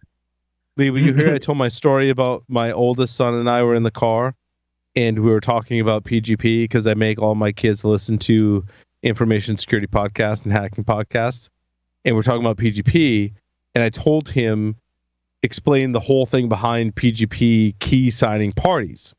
And I said, to validate who you are, that your cryptographic signature is matched to an actual person, we would get together physically in a room, explain the whole thing to him. And my oldest son looked at me and was like, Dad, you are like really a nerd. I'm like, yes, I am. And he's like, you've actually been to a PGP key signing party? I'm like, yes. He's like, you are a super nerd, Dad. I'm like, that's a compliment, son. Actually, thank you for that. But it worked. I trusted people that I knew. But it worked, right? But but I think, Lee, to your point, that doesn't scale. It does not scale. So PGP works and it does what it's supposed to do, and I love it for that, and it's easy enough to implement. It's just that I worry about the authenticity of the keys. And scaling key issuing securely is really difficult. The government, U.S. government's got it's a great millions point that they have, but it's a great point, Lee, because with PGP, you have to attest to the security of your keys. Whereas the RSA algorithm appointed CAs to be able to attest to that key, which has its own issues, right? Really fascinating. We could do a whole segment on that. It's really fascinating. How did we get... Anyway. By the way, It's good to have you here, my concern with using a product like Boxcryptor, well, there's two. One is, I mean, as was said, what were they going to drop support for the other platforms? But if you say the word enterprise, are they going to throw the pricing through the roof? And when you say enterprise, am I going to be able to do key recovery if Tyler's working for me, he splits? Can I get his keys to decrypt his stuff? Oh yeah, your key escrow. Yeah, now you're getting some serious key management issues, Lee, for sure. Sorry, I do PKI for a living. That is a problem. I still think the product's cool. By the way, don't. You didn't hear me say it's not cool. You're not saying that that asymmetric encryption or PK, the usage of it in PKI is bad. You're saying that the idea that just because I hand you a key, it's me is bad. You're having the problem with the linkage between the person and the identity on the web, on the wire. Am I correct? Yes, that's exactly right. And having an identity fabric or having a real identity that I can actually go, this piece of data is this person, is the very basis of authentication, authorization, and accountability, but really authentication. And I mean, Tyler, how many times have you faked a persona, faked an identity online, anything like that? Like today? He might have to take his shoes off to count that was high. Potentially the best answer you could have given.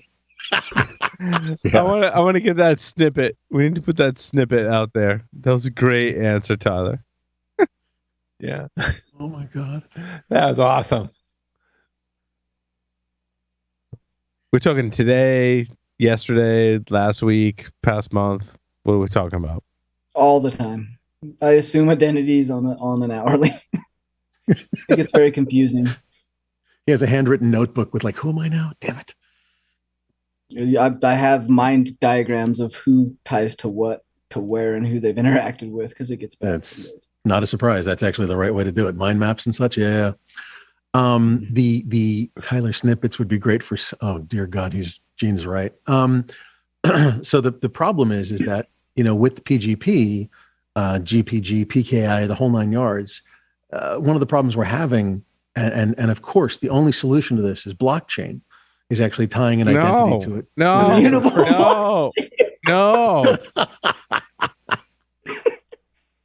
I'm sorry. If it's not cryptocurrency, we're not talking about blockchain. Are we playing blackout bingo today or just a single line? Oh boy. Gosh. I want to talk about my story number 22. Yes, Dad. So what's interesting, so Detectify runs a really great bug bounty-ish kind of program. We've interviewed them on the show in the past. They're doing a great job. I've always been kind of enamored with Detectify, which is it was interesting. It was like they were a sponsor for a while, and I was like, I'm a huge fan of what you guys have been doing because I tested your product back on the day. They've got really talented researchers, and then they created this essentially bug bounty program for Detectify. Then I don't know if they did a study that 35% of the vulnerabilities reviewed by the ethical hackers on their network did not have a CVE assigned. And my whole take on that was like, I certainly hope so. Because I think this is expected behavior. Anytime you have a bug bounty-ish program, it should extend beyond CVEs. CVEs should be something that you can detect on your own, not something that you want to have someone else detect. If it's a known vulnerability, there are many different vulnerability management and patch management utilities available to you to go detect those. So once that trigger happens, whereas a CVE, it transfers into a realm where it's on you. It's on you whether you want to detect that and whether or not you want to patch that. If you're looking for someone to detect that in your environment, they shouldn't be doing that. They should be looking at stuff that is not a CVE. That's my opinion. And it extends from when I worked in vulnerability management, actually.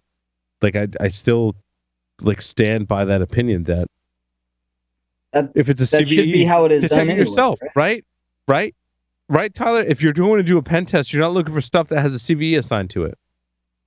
Yeah, I mean, this is the difference between the security maturity of organizations that require a red team or a pen test, and they go out and they try and do these stealthy red teams when they still have Eternal Blue or what name Zero Log on whatever the latest hot CVE cool name is. Like, that is a ridiculous pen test to do, and that's a pain in my ass. I don't have any challenge. I don't want to go do it. I don't want while we're sitting in the scoping call, getting DA, that is a lame pen test. So yeah, if there's a CVE and you have a vulnerability management program, then this should be something that is done and nullified. Now, the inverse argument to that, and what we run into for a lot of commercial or enterprise customers, is they have to get a yearly, or they're required under compliance or regulatory, or B, they need impact and they need to get that budget to build the security program, to get more resources in order to build the vulnerability management program. And those two make sense, and that is a valid argument to get the pen test, get the shock and awe and the impact. However, it is still the suck for most pen testers, and that's why we end up with crappy pen test companies, because they can go in there and use commodity scripts and off-the-shelf stuff to go from exploit X, Y, and Z to domain admin and then write a report. Like, that doesn't provide a ton of value to most clients, and thus we end up with shitty ass security and bad pen test companies. Tyler, you're saying this as if it costs more than $7 an IP address to do a pen test. Oh God! Oh, assigning a value to per IP address for pen testing. I remember that. I remember those days, Josh. They don't remember. They still exist. They do, and it is a sad state. That's really bad. Well, especially with automated security and pen tests, and like a lot of the tools that can build the campaigns on their own and run through entire networks and chew through all these vulnerabilities and auto-pwn everything. Like, that is a stupid, not a great way to get a pen test. Yeah, it's a great way to identify vulnerabilities. Yeah, but Tyler, again, I think what we're talking about is really purple teaming. We talked about that a week or two ago with Dan DeClaus. Right from PlexTrack, and I think many of us we were pioneers for purple teaming without knowing that we were going to call it purple teaming and what the value was. Because 20 years ago now, I met with my Windows admin team, and I told them that RDP, Remote Desktop Protocol on Windows, was vulnerable. And their risk assessment was very different from my risk assessment. And I told them, this is really bad and we need to fix it. And their assessment was, well, it comes from Microsoft. It can't be that bad. And I said, let's do a pen test. And the result of that pen test, I'm going to hand you a piece of paper or a screenshot or whatever it is with your credentials on it. And if I do, we're going to reshape your risk assessment of this. Like, again, you can't approach these things of like right or wrong or whatever. We have to work together as a team to go, let's reevaluate the risk assessment for this protocol. So I do the test. I hand them the screenshot. I email them the screenshot. I'm like, look, here's your username and password. We need to figure out a way around this. Like, let's reevaluate the risk together. Oh my God. Did they immediately find a solution, work with me, find a solution, let's improve the security of the way we administer remote Windows machines. And they weren't at that point before. And these are the things we do as security teams, excuse me, every single day, right? That's the difference between good pen test companies that are doing this and identifying the risk and being able to articulate that to the business unit and show the business need. Now, the much more mature places that you're actually paying for, the places that you're not paying per IP, not pen test puppy mill, even better than even good pen test companies, those are the ones that are chaining vulnerabilities, abusing business and people processes, and then identifying those business risks and collaborating those to a cost dollar amount, while taking that and showing the customer and working through the mitigations that can fit to that business. Now that's an entirely different business scale, and that's why you end up paying more for some of the more mature places that can articulate that well and identify those things.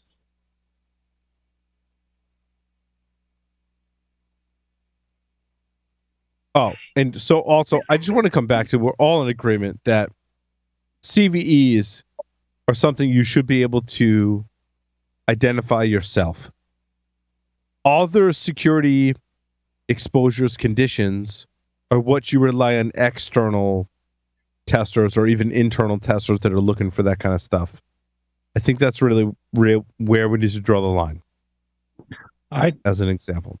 I think chaining together that with business risk can also be a benefit, right? Like chaining together vulnerabilities. Yeah, there may be vulnerabilities, but identifying vulnerabilities that may have a mitigating or compensating control that can then be abused in order to further access or expose data that was otherwise not known. Like that attacker mindset and bringing that value to the customer where they understand the security risk, but they don't understand the business impact, and they don't have the attacker's mindset to see the chained abuse and impact probability for the business risk to be properly evaluated. They're only getting a small limited picture based on the architecture or what's being told to them from a compliance or regulatory standpoint. I was going to say, I think if you've got something that's an internal tool or something you're using yourself and you're fixing a vulnerability, you don't need a CVE. But if you're producing something that a bunch of customers are installing, you need that information to get exactly to where Tyler says, where you can make an informed decision about rolling it out, what it means, and you can assess the risk. And the CVA is a good way to do that. But like I said, fixing something in PP Works, we don't need a CVE for that. But CVEs are perfect.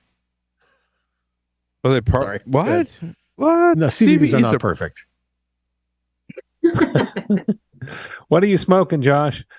I don't know that you get anyone from MITRE, like a Steve Christie or Bob Martin, to admit that anything coming out of MITRE is perfect, Josh, right?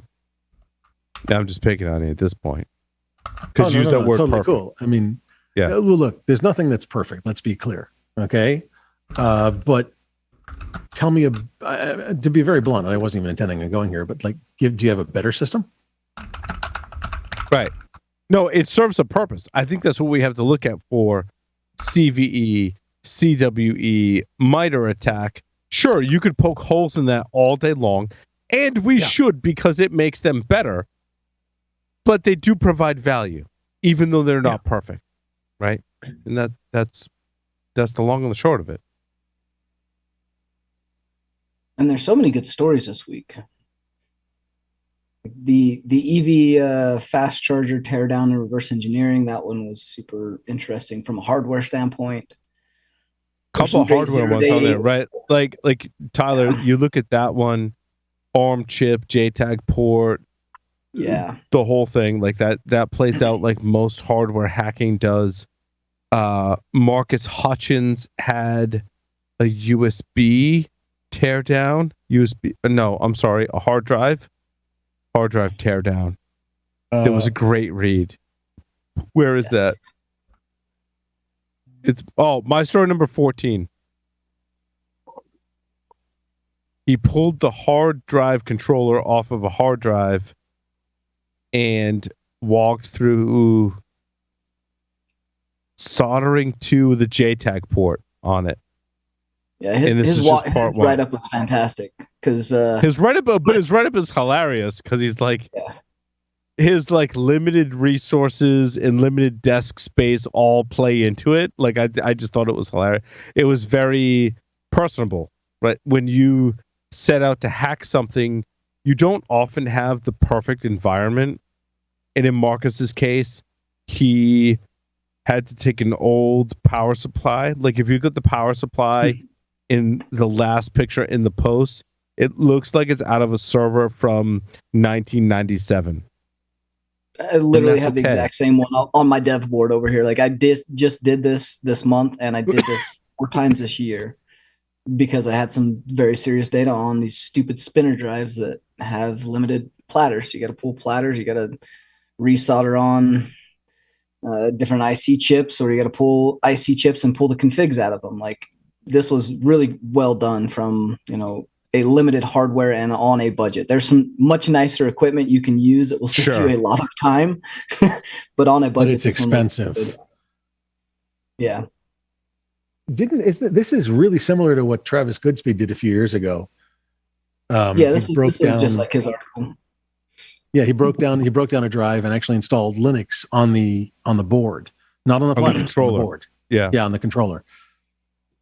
And then there's a dual cores thing where he did roughly similar things, but he said it so that if you're trying to read a drive without a write, which is the sign of a forensic write blocker, because there's always a test write every time you're about to read a drive.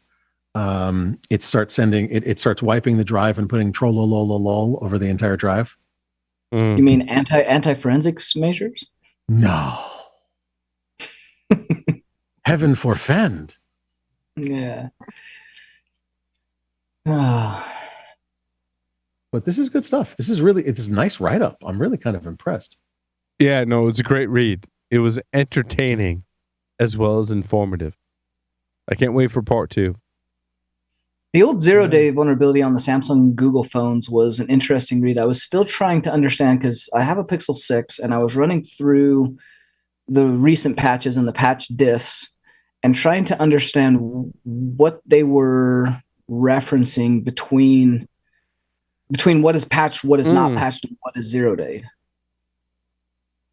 Oh, this involves Google, Maddie Stone, Android, and the supply chain, essentially. This is one interesting aspect of the supply chain that, because it was part of the ARM GPU, right? It was the ARM GPU. But like, I just like to pick, but I like to pick on it because you can find a vulnerability, you can fix that vulnerability, you can release that patch for that vulnerability, but then you got to wait for people to apply that particular patch. And I think we're kind of stuck on, like end users applying like, we release patches for, make sure you're on the latest version of OBS, make sure you're on the latest version of your Pixel phone or Apple phone, make sure you're on the latest version of Windows. In order to get to that point, there could be a supply chain in between. Is it my story number 23? Yes. Yeah. That's a huge thing, Paul, and that actually relates to that colored crustacean thing that will come out eventually, right? Like, between what is at the chip level that gets pushed to the vendor, that then it even goes a couple layers deeper than that. You've got the vendor, but then you've got the vendor and whether or not they're pushing that out of band, or they're pushing that over the telco through the cellular provider. Because a lot of the cellular providers have their own ROMs, and those ROMs and security updates are pushed down through a telco provider specific push, right? So that can actually get trickled down in 3 different layers, where it may or may not make it to the phone, or it may not make it to the phone within a year. Like, that's a problem. I'm sorry, Tyler, your device is no longer supported. There will be no more updates. But maybe Lee, to your point, maybe it is supported, but the manufacturer just hasn't applied the update. And I think that was my story number 8 was kind of like that. Like, Maddie did Maddie find this vulnerability? It was Google Project Zero. I think she was the one that was in charge of this research. She gave a talk on it and identified multiple vulnerabilities in the Mali GPU kernel driver. That was found to be used on these other devices. Those devices, like, did or didn't patch in whatever order. And someone, like, basically made a tweet that's like, oh, that was like an awesome 0-day that we had for a really long time that just got burned now. And they still found vulnerabilities out there on phones that had not applied the driver update that had multiple vulnerabilities. Was essentially the TLDR, right, of this whole thing. Yeah, ARM released the patch. The manufacturer, the vendors, pushed down that chip, but they did not patch did not patch all of the phones or models. Oh my God. And here's my world, right? There's the operating system manufacturer, there's the CPU manufacturer. So you got ARM, you got Google that makes Android, and you've got another chip that's the GPU from a hardware manufacturer. Then you got another software manufacturer, maybe, that makes the driver that has to be compatible with the operating system manufacturer and the CPU manufacturer. This is the spaghetti code, if you will, of the supply chain in these devices, Tyler, that we see all the time. Yep. And it is very interesting between that tweet and things that we see in some of the forums, but it is very interesting that North American phones got the patch pushed very quickly through certain vendors, Samsung in particular, for compliance reasons. But many of the international versions of these phones, there's not going to be a patch released. Now, why that is, we'll leave that to speculation. But this is what really this grinds my gears. Because I have, so Tyler, you recommended I get an MSI laptop. I love my MSI laptop. However, they stopped producing firmware updates 2 years ago. So what do I do? What do you do at that point? Like, what do you do if you don't know if there's vulnerabilities, or if there are vulnerabilities, they're not going to be patched, but the hardware and the other software on the device, I put Manjaro Linux on it, it runs friggin' great. Like, it's an i7, like a 10th or 11th gen i7 on my MSI. I got a 12th gen on my framework. You'd be hard pressed to like notice the differences between the two performance wise. Yep. But my MSI they haven't had a firmware update on UEFI for over 2 years. What? So what do you do? Them to release some security. If only you knew somebody that knew about this secure boot stuff. So one of the things you can do is you can hope that Core Boot supports your laptop. The other thing you can do, to Eclipsium's credit, is if, let's just say in this case, MSI releases firmware and hasn't released an update, that means my firmware should not change. My UEFI firmware should not change because there hasn't been an update from the manufacturer.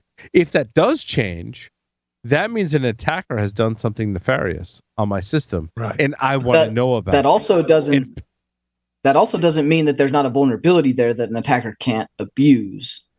Very true. Like, yeah, they may not be able to persist or install a bootkit directly into UEFI, but they can abuse a vulnerability found for that firmware, which is the terrifying part that pisses me off about these laptops, because I love the laptop, but the firmware sucks.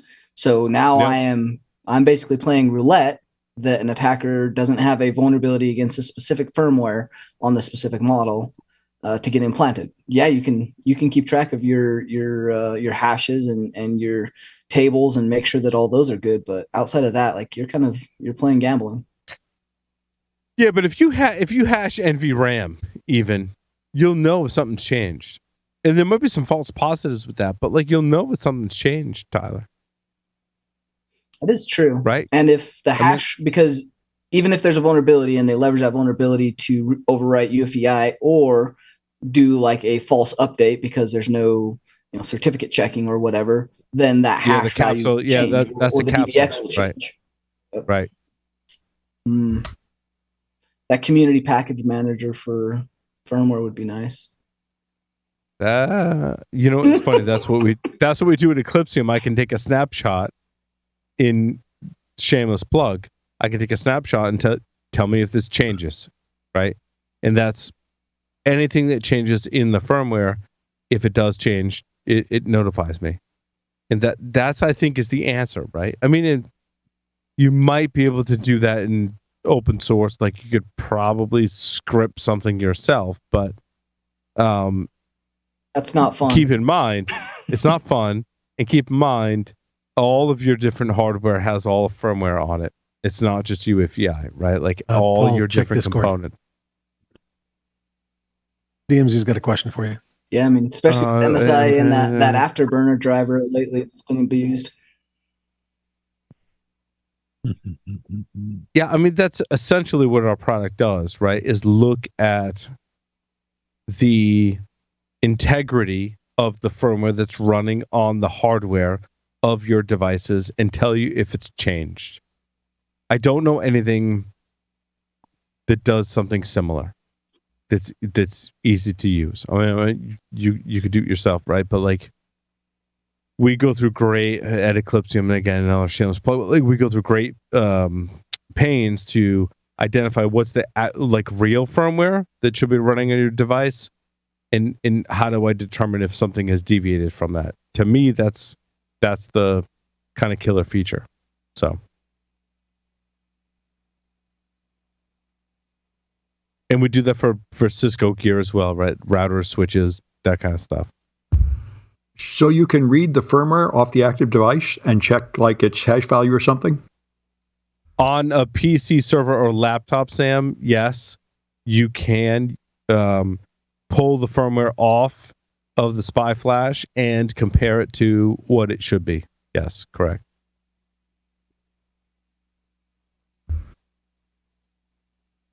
IoT devices are something completely different. You're on your own. You're on your own. You're on There'll your be own. dragons there. I don't know that, it's interesting. I don't know that companies do a similar thing and like take a hash of like, this is what should be running in your IoT device. Here's what you're running and do the diff. Like, we do that for UEFI. For IoT, like, largely they're reverse engineering what the firmware is on it and spinning you back a report that says like an SBOM, for example, or here's what's running on your IoT device, kind of thing. It's a horrifying patchwork of mishmashes of firmware and software and hardware and microcontrollers that we're like, Josh, how do you trust what firmware and or software is running? This is what I come down to. This is why I'm excited about where I work, and I'm excited about this topic because I want to know. I'm talking to all of you now on Skype. How do I know that the version of Skype that I'm running hasn't been backdoored by someone? How do I actually know? Skype was backdoored by the NSA like 10 years ago? Sure. So I guess you don't. backdoored, not you don't, but backdoored listening to what I'm saying versus backdoored gaining access to my system in some other way. Maybe two different things, right? Look, here's the deal. Different. Firmware's a different thing, or same kind of thing, I should say, in that, how do I know the firmware that's running on my hardware right now as I talk to everyone hasn't been backdoored? And how is that dissimilar from any software that I'm running? Like, I'm reading comments in Discord. Has someone backdoored the version of Discord that I'm running? So I'm running Manjaro Linux and I pulled it down from an AUR. Like, what level of validation did I do on that? I made sure that whatever software I'm using to update that software hasn't thrown an error that is an integrity. Because when it does throw an error, which it does, there's some kind of integrity error. I go update my databases and my key stores in my available servers to the latest one. Then I redo the update. And then the thing you rely on is behavior after that. So I think it's a two-phase process. How do you going to validate software, then validate the behavior? Two different things. You're 100% right. We've got this mishmash of software, firmware, hardware. It's all the same effectively. It's different foci in the same category. I don't have, and I think DMZ, you had the great word for it, provenance. I don't have provenance for the firmwares, for the packages, for the software that I'm installing on this hunk of hardware that came from 40 different suppliers all over the world. And God knows who, this shipment of chips was intercepted by some agency, and that ship, you get the idea. And so your story number 23. It's not even that. But did everyone in the supply chain do their due diligence to secure it appropriately? No. They didn't. I'll guarantee you. I'm gonna be transparent, Josh. I submitted to ShmooCon today and I want this to influence them. But this was the precedent, the Heidi. precedent of my talk was, how do we validate what comes from our manufacturers on our PC servers and laptops that it's configured appropriately? And I'm not saying you should accept or reject my talk based on that notion. There should be a fair judgment of my talk against everyone else's talk that is submitted, and I'm fine with whatever they decide. But I will reject or accept. Like, I'm still going to promote this notion of how do we validate and or accept or reject what multiple manufacturers of hardware and software have, air quotes, worked together to deliver me to my ultimate end PC or laptop or server or whatever it is, that it's secure. Inter-organizational security is the focus of what we're moving towards. With SBOMs, with zero trust, with all of these different aspects, we are having to build a multicellular organism where before we were single cellular. Every company was its own little thing. Okay. You as a person, your company as an organization were their own little thing. You have to evaluate everything that comes in and determine whether it's safe, trusted, or not.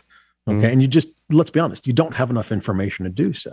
There's no possibility that you as a person, even you as a highly skilled person, can. Even if you do, you don't have the facilities to oftentimes remediate those vulnerabilities. You're reliant on the upstream. We kind of touched on this last week with Jesse, right?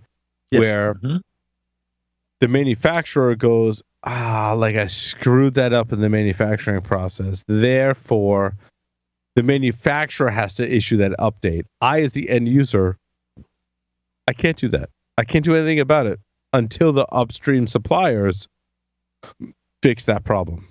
I don't think we can get there, right? Because we are a capitalist environment. Like as businesses, our goal and desire, the reason we do business is to make money. By being transparent and identifying and showing that, we are hindering and directly in competition with our mission, goal, and statement of making money between our business or B2B business partners or alliances. So this does not scale. This is like a PGP signing party for businesses. Yes, it makes sense to, be transparent, trust the places that you're doing business with, but that doesn't scale well. And especially in a global economy where you have supply and demand and certain expertise to get that supply and demand, we're at the exact same spot that we were. Well, I think it goes back to like anything with compliance. We can have all kinds of discussion and plans in the meeting rooms and with the higher ups and all of that, and how much actually gets translated to a random manufacturing facility that's doing some very small hardware component. There's always going to be, I think, that interplay of that. Okay, you can come up as particular as you want to on how it's supposed to be done versus how that translates to what's actually going on in the physical field. You're always going to have... Mandy, what you're saying is there's always going to be the Galen Erso when you're building the Death Star. That one small little flaw, whether on purpose, accidental, is going to happen. Yeah, and I think there's a number of those small flaws that are always going to be there. And that's human nature. If you see it in, think about even like the show Undercover Boss. How many times would the boss be like, "Oh, but we have all of these protocols and all these plans in place," and then he's out in the field and is like, "Oh, this is nothing like what I thought it was." That's part of what happens. So there's still, even with all of the doing the SBOM, doing all of those things, as a security practitioner or a researcher, I think you still have to allow for that. Yeah, this is great and brilliant how many of these things are addressed here, how we put these policies in place, how we have these papers, and now how often is it going to be, and allow that. Yeah, 40% of what I think is brilliant about this chain of conversation is that security is about your ability to update and react to this process, right? Like I like your undercover boss scenario in that if I uncover vulnerabilities in my organization, it's only as detrimental to my organization as my ability to respond to those. That translates directly to the hardware and software manufacturers that are, I've got this heinous vulnerability. It's only as heinous as my ability to respond to, as my ability to push out new software. And I think that's always been kind of my, like the thread that I pulled on with the IoT and embedded security is no one's security is perfect, but security is better based on our ability to respond to it and make things better.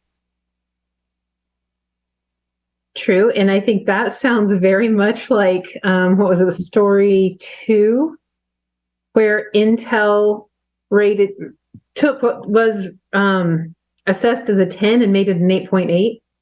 Mm-hmm. That's another example of it. Like that's them going, hey, this isn't actually that bad. And Julian having to fight them and go, yeah, it is. Right. But the crux of that issue is the fix. How easy or difficult is it for Intel to produce the fix and for customers to roll out the fix? Oh, wait, to me, you're that's missing something. crux. And Am I how missing hard an is it? S-bomb? An S-bomb? No. You're missing how hard is it to determine that the fix was applied? How hard is it to find out the percentage? No, it's a great point. It actually happened. Yeah. It's a great Oh, point. you forgot the dollars involved too, right? The business aspect. But no, am I Tyler and required Josh to are do both this? hit. And does it make financial? Mm-hmm. What is success and how do I measure it is something I was talking about in a meeting earlier, and that's what Tyler and Josh are talking about, right? I can make that fix available. How do I measure, like, what is success? How many people should apply that patch? And what is the impact of that success? Did it actually work? Mm-hmm. Like, how many people I can affect with that patch and did it actually work are two different questions, which is interesting. Yeah. That makes me think of like how many people who have lived throughout human history have had the fix for world peace and never could get it out, never could get it implemented. Yeah, it's true. The problem definition in that one, because I think of this as like problem, solution, value, and then we get into like rolling out the fix. The problem in that case, Mandy, is pretty evident. Like, how do we fix world peace? That's the problem, right? The differentiator could be, how do I deploy that fix effectively? Elon Musk claims to have the solution, is you just have to have a Twitter without any moderation, and that will bring about world peace. That's what he thinks he's doing. No. You misread that, Sam. It's a world in pieces. Well, that's one interpretation. Those homonyms get us all the time. I mean, as long as there are humans involved, there will always be wars and there will always be security vulnerabilities, right? Like this is the continuum. Like we're trying to not get to the end of where things are secure because that it won't happen. We are on that journey. So how do we do the best job that we can in the most secure manner? Because a lot of these places are really trying to solve a problem that is unsolvable instead of thinking of this as a continuation of what we've been doing for the last 30 years anyway. So Tyler, does that kind of go with the idea of then changing how much security do you think that we should expect on a grand scale? Going into the how idea much we that should expect? Yeah, or maybe like changing our mindset that, hey, complete privacy is not possible, so don't have anything private. That is one way to do it. I mean, I've said this before on the show. Like if you want to eliminate the actor's ability to sell and commoditize things like PII, social security numbers, credit card numbers, make them all public. Put them on the blockchain, make them immutable. Like we the answer to everything. Before, social security numbers. Yeah, but social security numbers weren't designed to be an identity. Oh, that's it. But that's literally by law prohibited from being. No, but that's an interesting concept in that if enough people's social security numbers are public and enough people's credit card numbers are public, it diminishes the value and forces the attacker to go after something that's more valuable. Kind of interesting. Yes. That's an interesting. If they're not after the public. Target hack. Yeah, if they're leveraged and used in public. Oh, also, segue to that.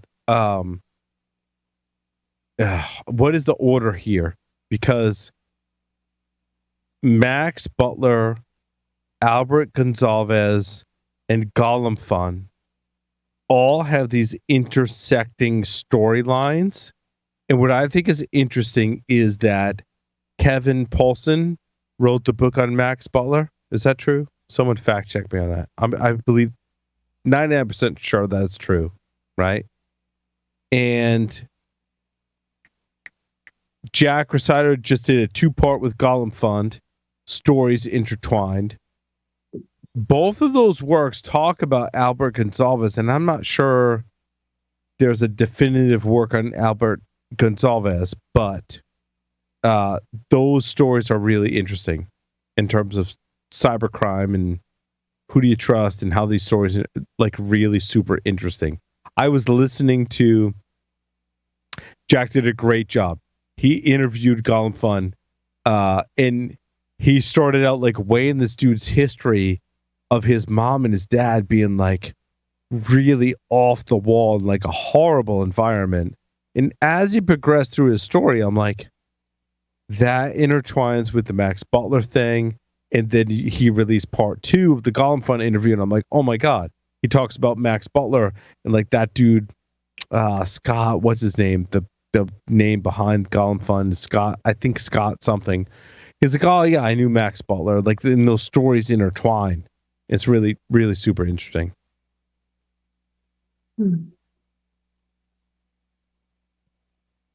Have you listened to that Darknet Diaries 2-parter yet?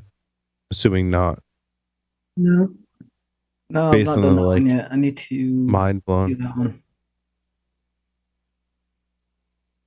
And it's cute. I want to talk about Any other stories? what? Sorry. Go ahead. What story? 11. Yeah, sorry. Gray Fox, Brett Johnson. Thank you. It's Gollum Fun. Hacking smartwatches for spear phishing? Yeah. I like it. Yeah, I thought it was very I'd interesting. like to finish this one. Yeah, because apparently the protocols you use to send the message from the phone to the smartwatch are often not secure, going through Bluetooth Low Energy, and you can just create forged packets to make messages pop up. So you just have to reverse engineer an app on your phone that sends a message to the smartwatch, and then you can send fake messages to pop up on the smartwatch. And of course, people will probably just click OK or something on a smartwatch message where they don't have any information anyway. Yeah, because they aren't looking at where it came from. This is very similar. You know what? You know what's super secure in this instance is my Google Pixel watch. You see that? The battery died. So I'm like super secure right now. It's awesome. The highest level of security. That's the same with my Fitbit. It's dead right now. So But no, hold on. I don't know how it translates to Apple Watches, but if my whole thing with my Google Pixel smartwatch, which I got not that long ago, is if you miss a night of charging, you're screwed. Right? Like if you charge it, you wake up in the morning, you put it on, you're good for a day. If you forget to charge it that night and you accidentally, like I did last night, leave it on, it will actually collect telemetry about how you're sleeping, which is awesome. At some point the next day, if you haven't charged it, it will die. Like around 2:00 in the afternoon the next day, it dies.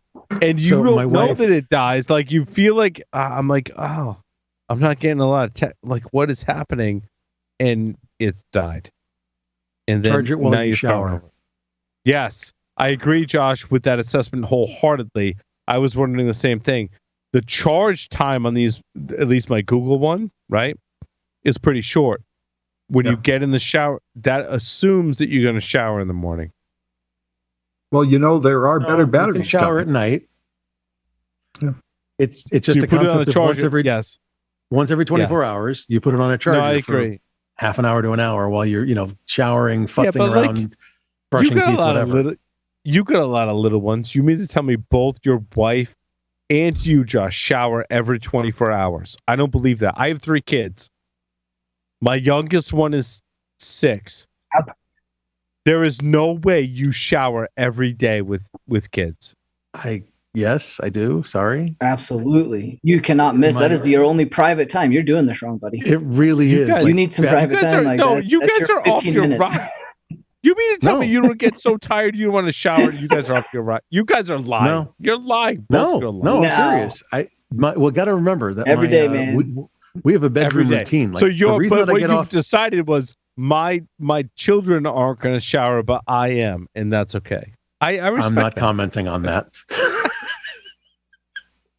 I would rather Lily wake up at gets- 4 a.m. and shower than not shower. Yeah, same here. No, Honestly, I agree with No, you. no, no. 100%. But waking up the next day is different than the night. It is interesting.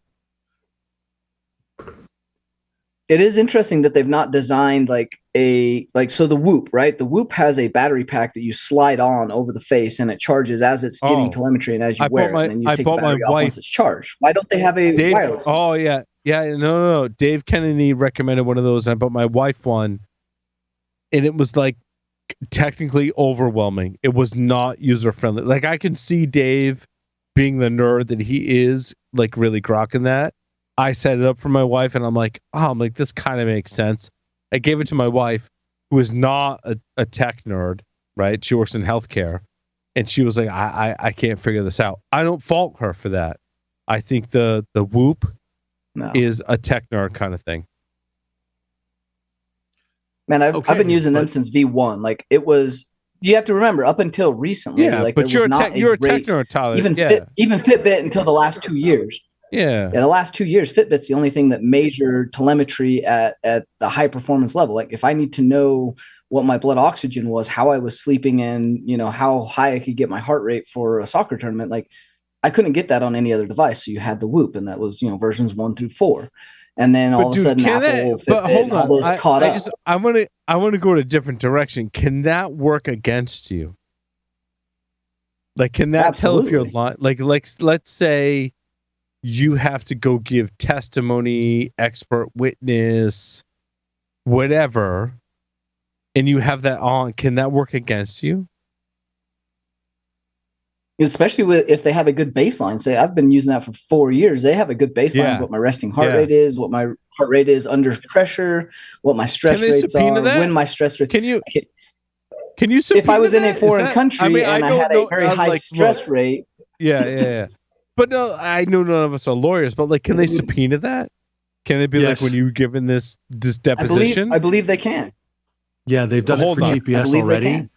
They've done it for GPS already because they had actually solved a murder case because the GPS on a smartwatch said that this person was there instead of here where they claimed they were. Hold on. So, someone goes and gives someone gives a deposition. What, you just don't wear your device, right? Well, you don't wear your device anyway because they don't allow you to wear devices when you go to a courthouse. Most courthouses. There's that. But that device could tattle on you. Like, were you doing something at a given point in time that was high stress? Yeah, but hold on. Yeah. Like, you can't remember. There the is lie no detectors court. are not legally admissible. Right, and hold on. Like, I'm wearing a device that detects my heart rate. And my heart rate's elevated. There is not precedence that says that I was lying. I'm just giving myself an example, right? Like, anyone's lying because my heart rate's elevated. That's a good lawyer would phrase that differently. That you have something that is causing high stress right now that could be related to you lying, or maybe it's infidelity, right? Like, during this period of time, there was high intensity activity in which you and the subject were within the same vicinity together. So, like, on the other hand, I mean, my blood pressure goes up whenever I go to the doctor. So when they take my blood pressure at the doctors, I'm always like, okay, discount that by 10 or 20 points. I have white coat syndrome.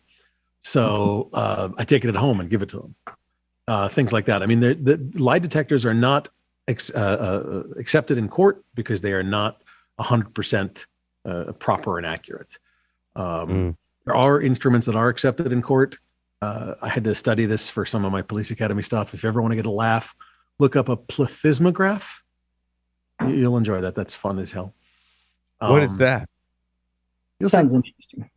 But the watch thing is interesting too, because we're going to see more apps like this. In fact, I actually was looking at some apps last night to install on my watch. I got the Pixel watch, and like even replacing the default faces, like they had to have access to SMS, to data on the device, the ability to track location.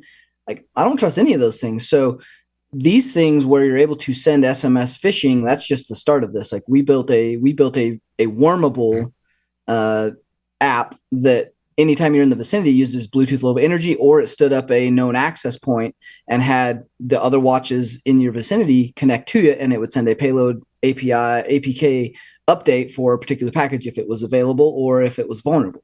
And so you could actually have these watches worm their way anytime they're in the vicinity, and you only have to start one of these watches and bad malicious apps. And then you've got something that's really like a botnet for phishing, smishing, leveraging for telemetry, access to messages, SMS, two-factor. Like you start to think about a wormable Bluetooth Low Energy or Wi-Fi or even LTE off of your watch that then can collect data, something like Redline or Raccoon, and send that back to a place. That's when it starts to get into some very dangerous territory that we're going to have to start to notice and be concerned about soon. Dude, you're making me not want to use my Google Pixel watch, which I love, by the way, which is out of battery right now. And I like it too. My battery's getting low. Did you get the leather band for it yet? No, that will not work for me. I had this like ridiculous white band because that was all that was available. And I bought the Pixel 7 Pro. You're old enough. The white band matches your white shoes and white belt. And I bought the Google Pixel Buds Pro. And those are really nice. The watch. Yeah, and the watch all in one. Because I was like, look, I want a phone. We got to my camera. Yeah, I want the Pixel Buds Pro and the watch, and I want them all to work together like seamlessly, right? So I bought all three at once. And to Google's credit, like they do work seamlessly all together, but the bands were really hard to find. But when you buy all three, you get a $200 Google Store credit. So this stupid band, which is not worth $90, but they charge $90 for, was essentially free because you get a $200 store credit if you order all that stuff for free. So anyway, I got the leather band. Yeah. I like it. Yeah. I'm waiting for the first worm to come out. I mean, it's out. I'm waiting for one to be publicly used for stupid, nefarious stuff because but it's almost like that. What was that Nokia phone worm at the soccer stadium? Yes. What was that called? It almost is like you could do that on the watches now with BLE. Larry would know because we used to teach that in what was that called, Tyler? It was a soccer stadium, wasn't it? Yeah. Was it Finland? No, I think it was 2004, wasn't it? Yes. Engage. Someone wasn't it? Or Snake. Was it the Snake one? Something like there was two. It was a Bluetooth worm on a Nokia phone that had Bluetooth, and they unleash it in a soccer stadium, which is relevant to the World Cup now. Which I have a meme where, if you want a beer and a hot dog at a World Cup event, your glass is empty and it's just the bun. Oof. Wow. That was the whole controversy, right? It was the Budweiser thing, right? Oh well, so Ecuador's whole Ecuador's club got fined because the fans were cheering, "We want beer." And that went against the policy. Really? There's a whole bunch of bad stuff happening over there for like admittance and equal opportunity, like no rainbows on any t-shirts, like things like that. Like, again, it's not a free democracy. It's not a free country. Correct. So if you go, you have to know what you're going and getting into, just like when you travel to where is Qatar? So hold on. Where people ask this all the time now. Where is Qatar? That's a country. That's a country. Where does it border? Yeah. Does it border? Where does it border? It borders Bahrain and like Dubai and Abu Dhabi are probably the two biggest known In places. close proximity, Doha right? Yeah. is the main airport there that you fly through. Like when you go to Armenia, like I've spent a lot of time in Qatar. Is that where you fly Doha. through? Yeah. In fact, you fly there for most Eastern Bloc countries or anything in some of the sandbox areas. Interesting. But yeah, it's an Arab country and it's got some very specific rules. Just like Dubai, just like any of the other ones you visit, you have to know those.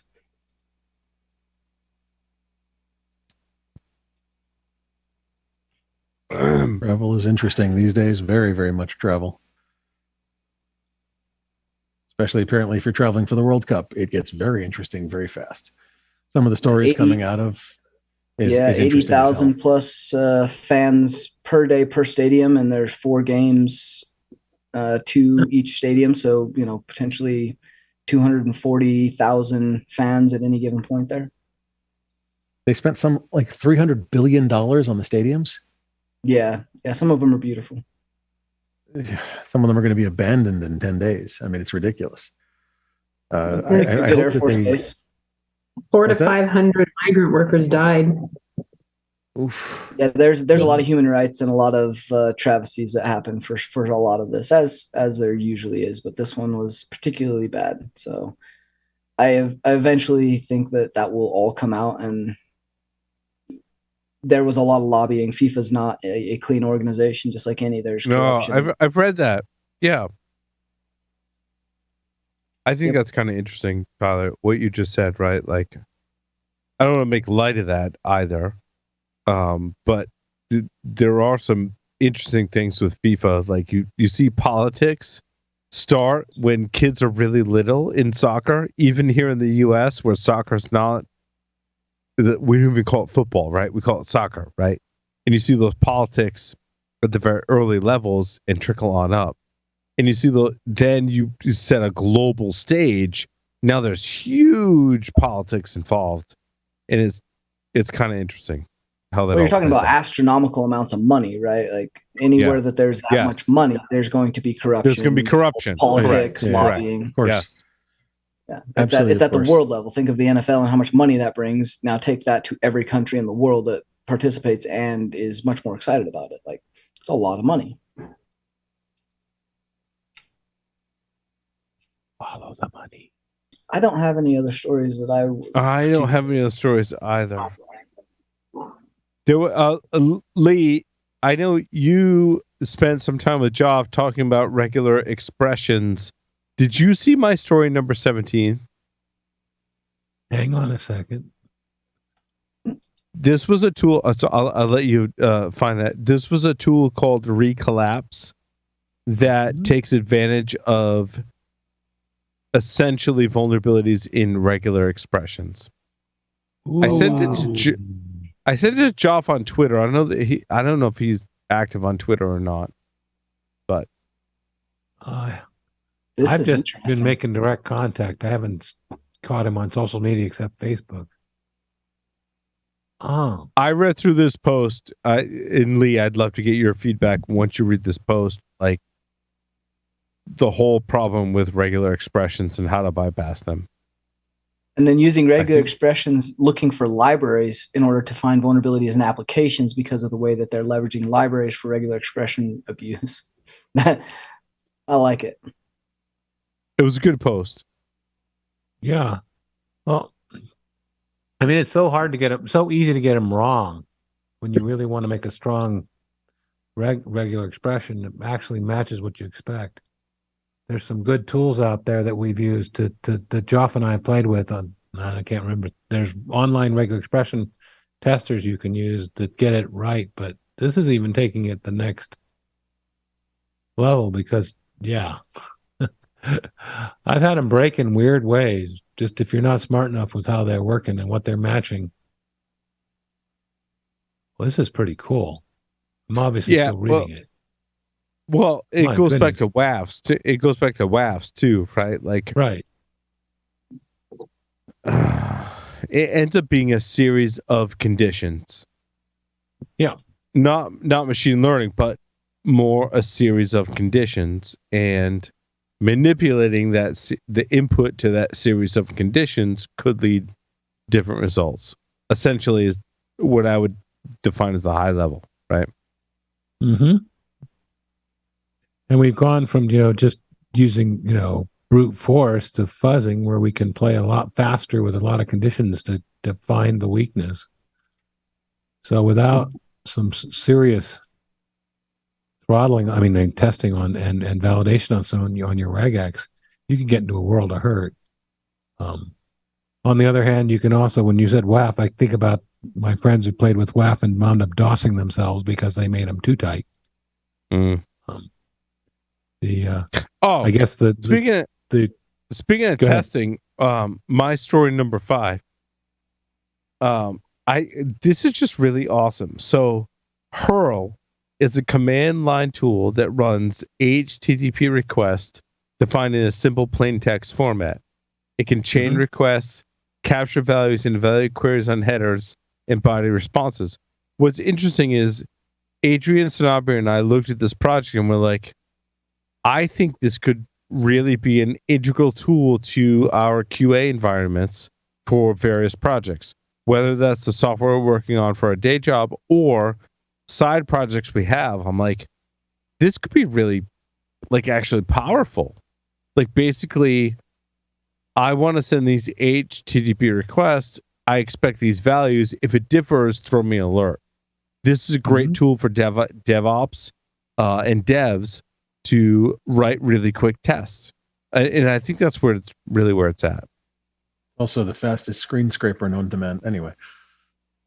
Yeah, but also, Josh, the fastest way I can write a test. I've wrote an application. Oh, yeah, no, absolutely agreed. Right?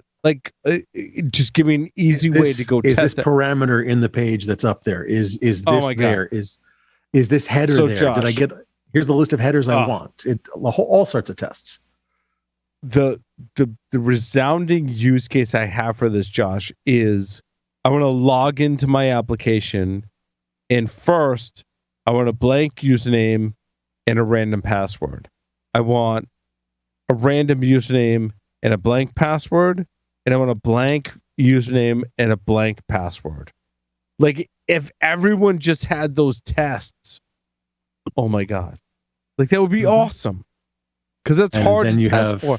And one it's hard to test for. And it's hard to test for. That's the simple stuff, but you could build a whole... If I get null, what happens if I get null values for username and password, or one or the other? That is the most ridiculously easy thing to test for, but something that people often miss in their testing of their unit tests on their system. I've been guilty of that myself. What if I specify a valid username, but any value I specify for password is valid? You know the old joke about testing, right? The programmer designs a bar and builds a bar. And he goes in and he goes, can I have a beer? He gets a beer. He goes, can I have 100 beers? He gets 100 beers. He goes, can I have a -1 number of beers? And they go, no, sorry. Get out of here with your math. Good. It works properly. Error conditions, everything. He walks out it works. First user walks in and goes, hey, can I get a glass of water? And the bar explodes. So, you need to build those tests for a glass of water and a blank password and 1 = 1 and all kinds of stuff. So yeah, if you could build that password list or excuse me, that test list and then make it public, I don't know, put it out there as an open source. Here's a list of tests you can run. That'd be kind of cool. And hurl, great example of a tool that lets you do that. Yeah, for sure. And it's calling libcurl underneath it, so they're not reinventing the wheel here. They're just making it way easier to do it. And agree, Lee, right? Making it easier to do this level of testing. Right. Really, though, understanding your application is half of the battle when you're doing some of this testing, because the way in which you fuzz, you can't just if you're taking certain input and you have certain parameters in which the application is expecting, you want to fuzz outside those parameters, but you really have to understand that application to provide good fuzzing. Like, you can blind fuzz and come up with some random stuff and find vulnerabilities.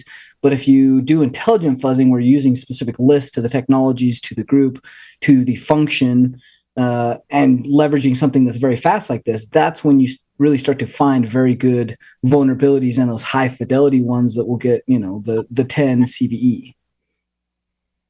Oh, and I love the comments in the Discord, right? Like valid username, null password, null username, null password, random username, random password, null username, all of those combinations have to be tested in every single push of the application. Yep. Agreed, 100%. Yeah, we get a lot of that low hanging fruit that we really just should not have pushed out. That does get into, it happens. It gets pushed out. Yeah, that code can happen. But I think this is the intersection of unit testing and security. You can say unit testing. Yes, it has to happen, right? Yep, no one likes to unit test, but unit tests have to happen. Right. That's what this tool reminded me of. It was like basically an extension of unit testing.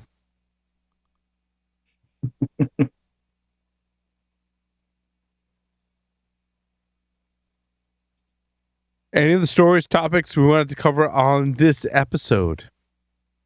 Well, I mean, I loved the supply chain framework from Microsoft, but I think that's one that I'm going to have to take a lot of time and read all through. Agreed. The OpenSSF adopts it, the whole friggin' supply chain framework from Microsoft. That's going to be fascinating. There's a lot of pieces in there. I read that a while back. Agreed, Josh. Yeah, there was a couple of different moves, like Core Boot joined the Open Firmware Security Initiative as well. Like, there's a lot of interesting things happening on that front. Yeah, I think that's something let's talk about on a future episode, but I think I'd like to come back to that if you don't mind at some point. No, agreed. Cool. Awesome. Well, thank you everyone for listening and watching this edition of Paul's Security Weekly. That will conclude this episode. Over. And also, next segment is Josh and Kurt from the Open Source Security Podcast. Fantastic episode coming up next. Stay tuned.